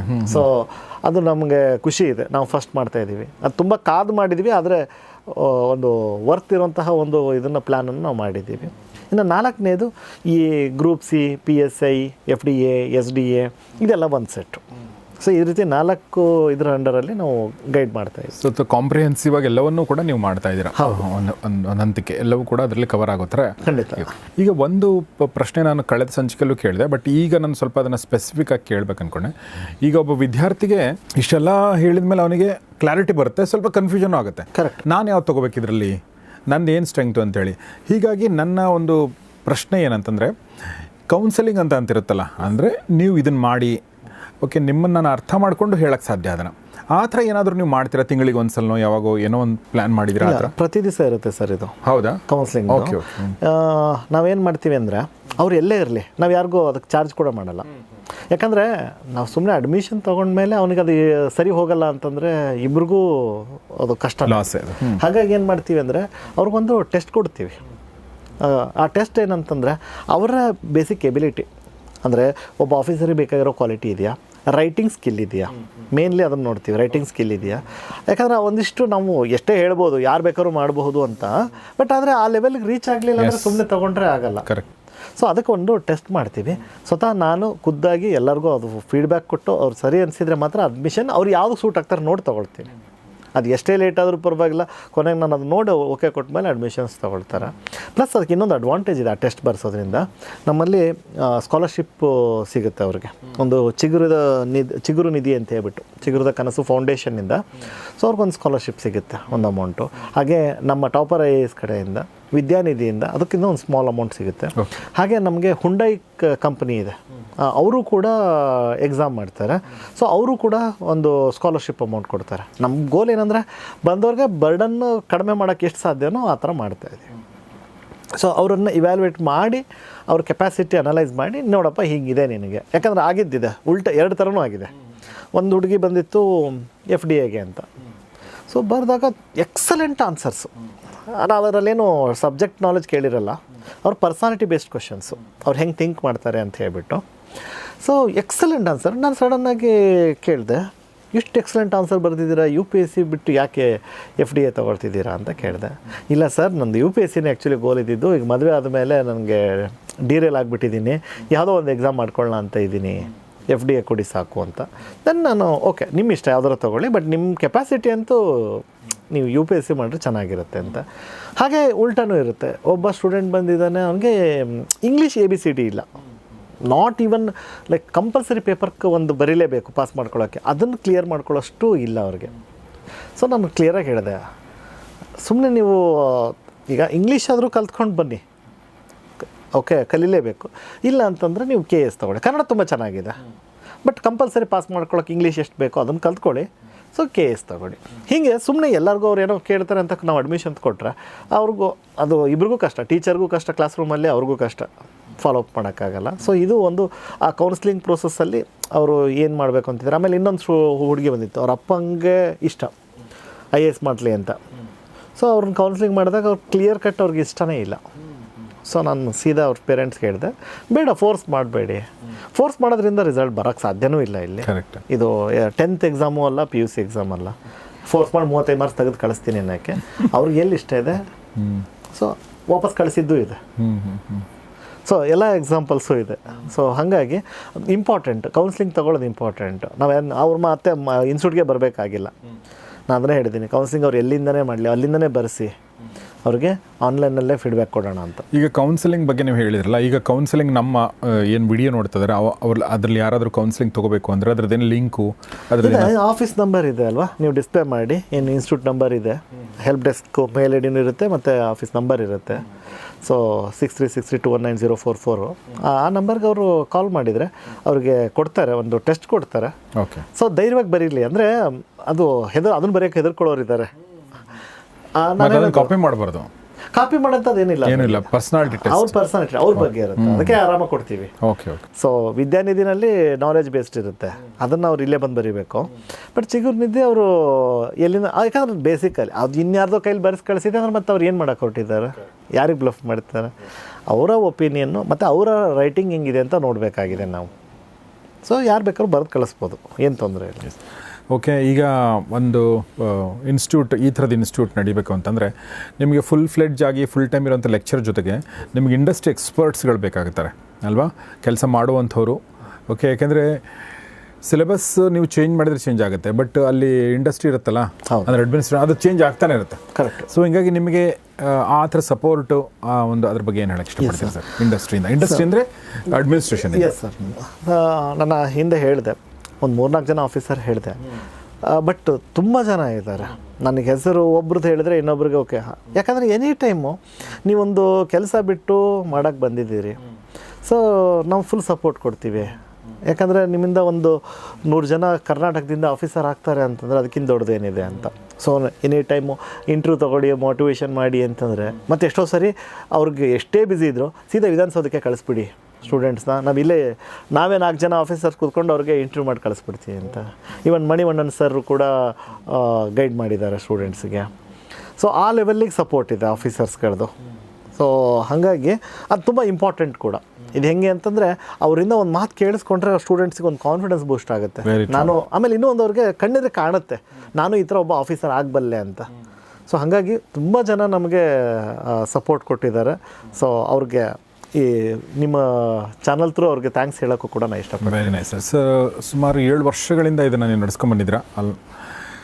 ಈ ಒಂದು ಜರ್ನಲ್ ಸುಮಾರು ಜನ ಸ್ಟೂಡೆಂಟ್ಸ್ ನೋಡಿರ್ತೀರ ನೀವು, ಮತ್ತು ಸುಮಾರು ಸಕ್ಸಸ್ ಸ್ಟೋರಿಗಳು ನೋಡಿರ್ತೀರ, ಕೆಲವೊಂದು ಫೇಲ್ಯೂರ್ ಸ್ಟೋರಿಗಳು ನೋಡಿರ್ತೀರ. ಈ ಒಟ್ಟಾರೆ ಅನುಭವದ ಬಗ್ಗೆ ಮತ್ತು ಈ ಪ್ರಶ್ನೆ ಕೇಳಬೇಕಾದ್ರೆ ನಿಮ್ಮ ಮನಸ್ಸಲ್ಲಿ ಕೆಲವೊಂದು ಮುಖಗಳು ಬಂದಿರ್ತವೆ ಅಲ್ವಾ, ಕೆಲವೊಂದು.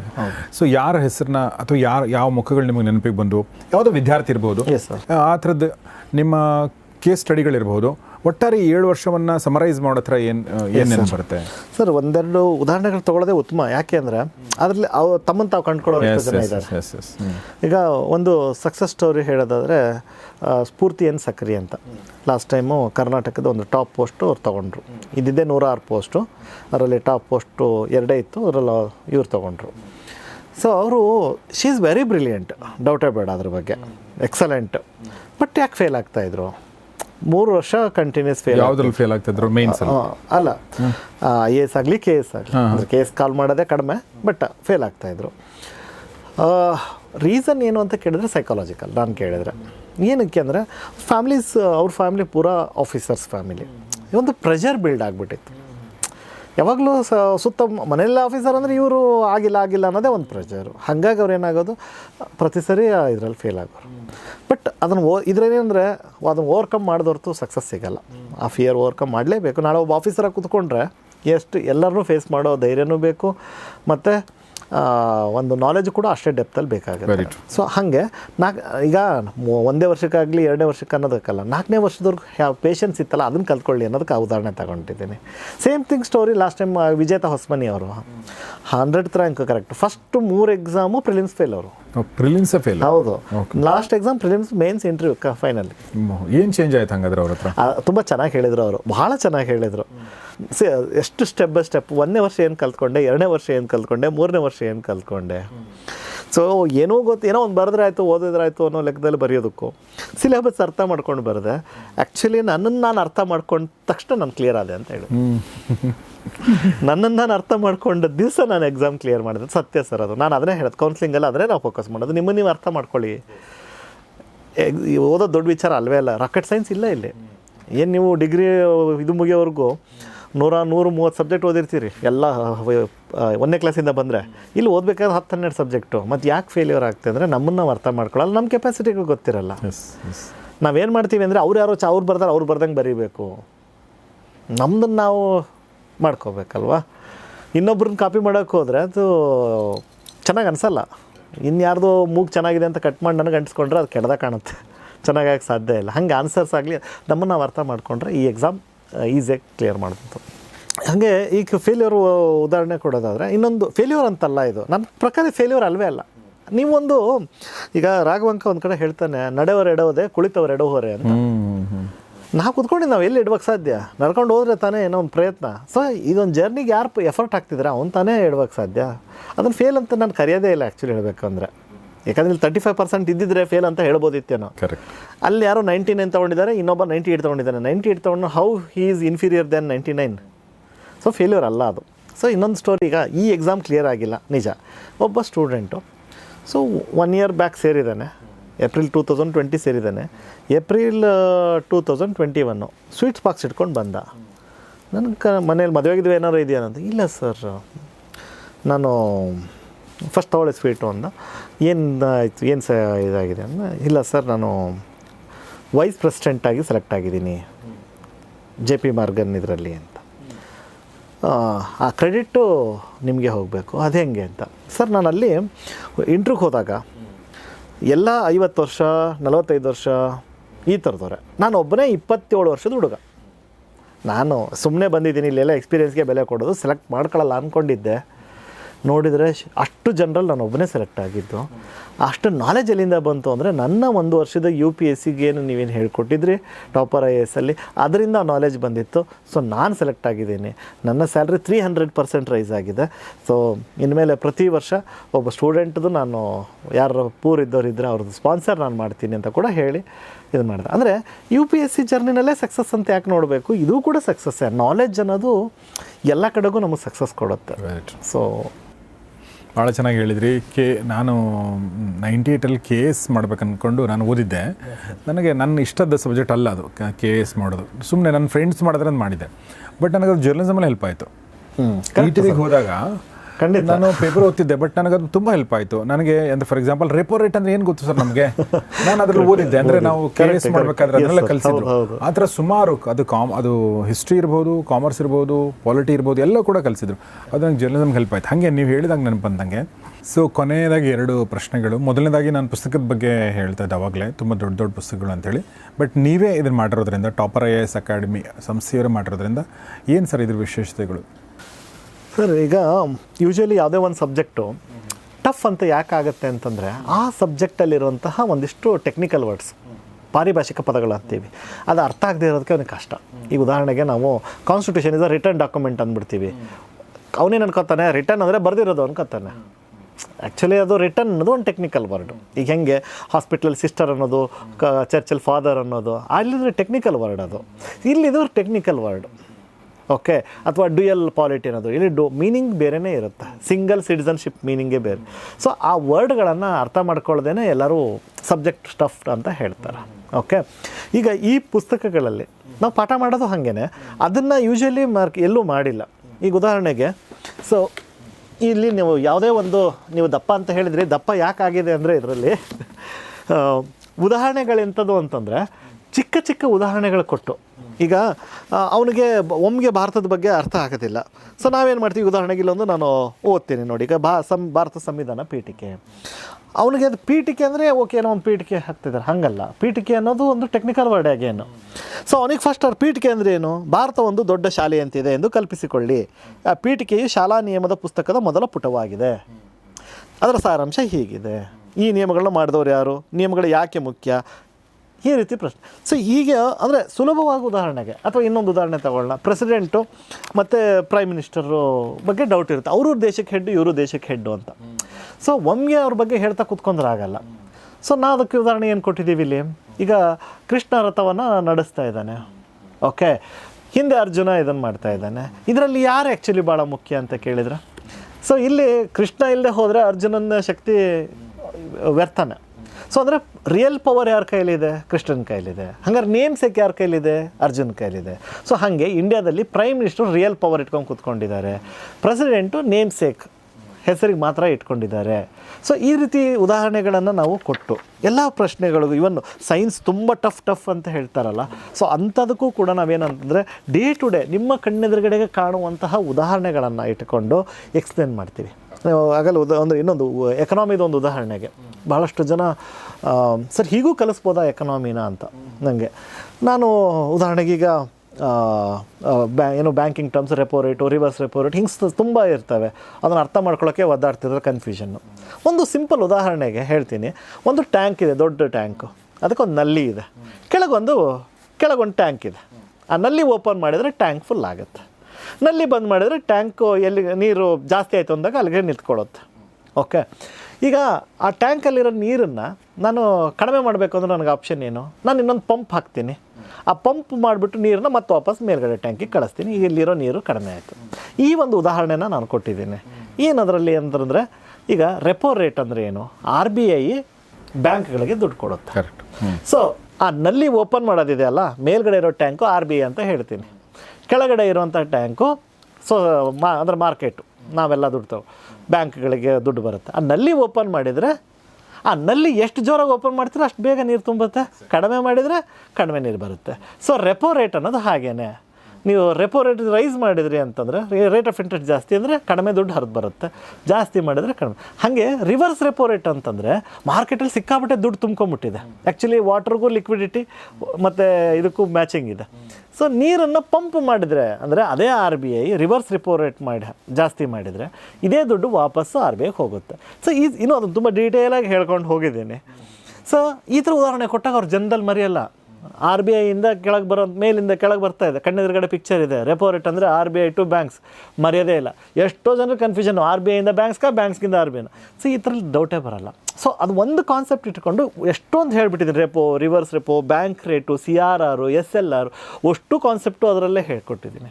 ಸೊ ಈ ಥರ ಉದಾಹರಣೆಗಳನ್ನು ಈ ಬುಕ್ಸ್ಗಳಲ್ಲಿ ಇಟ್ಕೊಂಡಿರೋದ್ರಿಂದ ಹುಡುಗರಿಗೆ ಕಲಿಯೋದು ಭಾಳ ಈಸಿ ಆಗುತ್ತೆ. ಸೊ ಅದೇ ಇದರ ಒಂದು ಸ್ಪೆಷಾಲಿಟಿ. ಓಕೆ, ಇದು ಈ ಥರ ಎಲ್ಲ ಸಬ್ಜೆಕ್ಟ್ ಒಳಗೂ ಮಾಡಿದ್ದೀರಿ ನೀವು? ಹೌದು ಹೌದು ಸರ್. ಕೊನೆಯದಾಗಿ, ಈಗ ನಮ್ಮ ಇಂಟೀರಿಯರ್ ಪ್ಲೇಸ್ಗಳಲ್ಲಿ ಬೇರೆ ಬೇರೆ ಕಾಲೇಜ್ಗಳಿರ್ತವೆ, ಮತ್ತು ಅಲ್ಲಿ ಕಾಲೇಜಲ್ಲಿರುವಂಥ ವಿದ್ಯಾರ್ಥಿಗಳಿಗೆ ಬೆಂಗಳೂರಿಗೆ ಬಂದು ಕಲಿಯೋಕ್ಕಾಗದೇ ಇರ್ಬೋದು.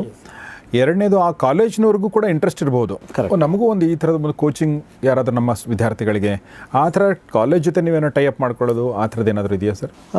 ಈಗಾಗಲೇ ನಾವು ಬೆಂಗಳೂರಲ್ಲಿ ಅದು ಮಾಡ್ತಾಯಿದ್ದೀವಿ ಸರ್. ಬೆಂಗಳೂರಲ್ಲಿ ಮಹಾರಾಣಿ ಲಕ್ಷ್ಮೀ ಅಮ್ಮಣ್ಣಿ ಕಾಲೇಜು ಮತ್ತು ಸುರಾನ ಕಾಲೇಜು, ಸೊ ಹೀಗೆ ಒಟ್ಟು 4 ಕಾಲೇಜುಗಳಲ್ಲಿ ನಾವು ಮಾಡ್ತಾಯಿದ್ದೀವಿ. ಸೊ ಅಲ್ಲಿ ಏನಂದರೆ ಅವ್ರಿಗೆ ಭಾನುವಾರ ಮಾತ್ರನೇ ಕ್ಲಾಸಸ್ ಮಾಡ್ತಾ ಹೋಗ್ತೀವಿ, ಅಥವಾ ಕಾಲೇಜವ್ರು ಹೇಳಿದಾಗೆ, ಅಥವಾ ನಮ್ಗೆ ಈವ್ನಿಂಗ್ ಮಾಡಿ ಅಂದರೆ ಈವ್ನಿಂಗ್ ಅವ್ರಿಗೆ ಕನ್ವೀನಿಯೆಂಟು, ಹುಡುಗರಿಗೆ ಕನ್ವೀನಿಯೆಂಟ್ ಆಗೋ ಥರ. ಇಲ್ಲಿ ಪ್ರೆಷರ್ ಇರಲ್ಲ. 3 ವರ್ಷ 4 ವರ್ಷ ಕ್ಲಾಸ್ ಆರಾಮಾಗಿ ನಡೆಯುತ್ತೆ. ಅವ್ರು ಡಿಗ್ರಿ ಮುಗಿಸೋಷ್ಟೊತ್ತಿಗೆ ಅವ್ರಿಗೆ ಇದೇ ಇರುತ್ತೆ. ಸೊ ನಾವು ಬೇರೆ ಕಡೆಗೂ ಕೂಡ ನಮಗೆ ಕೆಲವೊಬ್ರು ಕೇಳ್ತಾ ಇದ್ದಾರೆ. ಸೊ ಹೋಗಿ ಮಾಡಲಿಕ್ಕೆ ನಾವು ಇವಾಗ ರೆಡಿ ಆಗಿದ್ದೀವಿ. ಇದರ ಅನುಕೂಲ ಏನು ಅಂತಂದರೆ ಅವ್ರಿಗೆ ಪ್ರೆಷರ್ ಆಗಲ್ಲ. ಸೊ ಸ್ಲೋ ಆಗಿದ್ರೂ ಕೂಡ ಜೊತೆಗೆ ಆರಾಮಾಗಿ ಮುಗಿಸ್ಕೊಳ್ಬೋದು ಅಂತ. ಸೊ ಯಾವುದಾದ್ರು ಕಾಲೇಜ್ ಅಪ್ರೋಚ್ ಮಾಡಬೇಕಂದ್ರೆ ನಿಮ್ಮ ನಂಬರ್ಗೆ ಕಾಲ್ ಮಾಡಿದ್ರೆ ಖಂಡಿತವಾಗ್ಲೂ ನಾವು ಮಾಡಿಕೊಡ್ತೀವಿ. ಸೊ ಹಾಗೆ ಟಾಪರ್ AS ಅಕಾಡೆಮಿಯ ಡೈರೆಕ್ಟರ್ ಮತ್ತು ಫೌಂಡರ್ ಆಗಿರುವಂಥ ಸೋಮಶೇಖರ್ ಹುಲ್ಮನಿ ಅವ್ರ ಜೊತೆ ಮಾತಾಡಿದ್ವಿ. ಸಾಕಷ್ಟು ವಿಚಾರಗಳನ್ನ ಅವರು ಈ ಒಂದು ಕಾಂಪಿಟೇಟಿವ್ ಎಕ್ಸಾಮಿನೇಷನ್ ಬಗ್ಗೆ ಹೇಳಿದರು. ನಿಮಗೆ ಸಾಕಷ್ಟು ಮಾರ್ಗದರ್ಶನ ಮತ್ತು ಇನ್ಸೈಟ್ ಸಿಕ್ಕಿದೆ ಅಂತ ಅನ್ಕೋತೀನಿ. ಜೊತೆಗೆ ಅವರ ಒಂದು ಅಕಾಡೆಮಿ, ಅವರ ಒಂದು ಸಂಸ್ಥೆ ಟಾಪರ್ AS, ಅದ್ರ ಬಗ್ಗೆ ಕೂಡ ಮಾತಾಡಿದರು. ಒಂದು ವಿದ್ಯಾರ್ಥಿ ಸೆಂಟ್ರಿಕ್ ಅನ್ನೋದು ಭಾಳ ಇಂಪಾರ್ಟೆಂಟು, ಆ ಸ್ಟೂಡೆಂಟ್ ಸೆಂಟ್ರಿಕ್ ಆಗಿರೋದು ಭಾಳ ಇಂಪಾರ್ಟೆಂಟ್. ಅದನ್ನೇ ಅವ್ರು ಮಾಡ್ತಾಯಿದ್ರೆ ನನಗೆ ಅವ್ರ ಮಾತುಗಳನ್ನ ಕೇಳ್ತಾ ಇದ್ರೆ ಅನ್ನಿಸ್ತಾ ಇತ್ತು.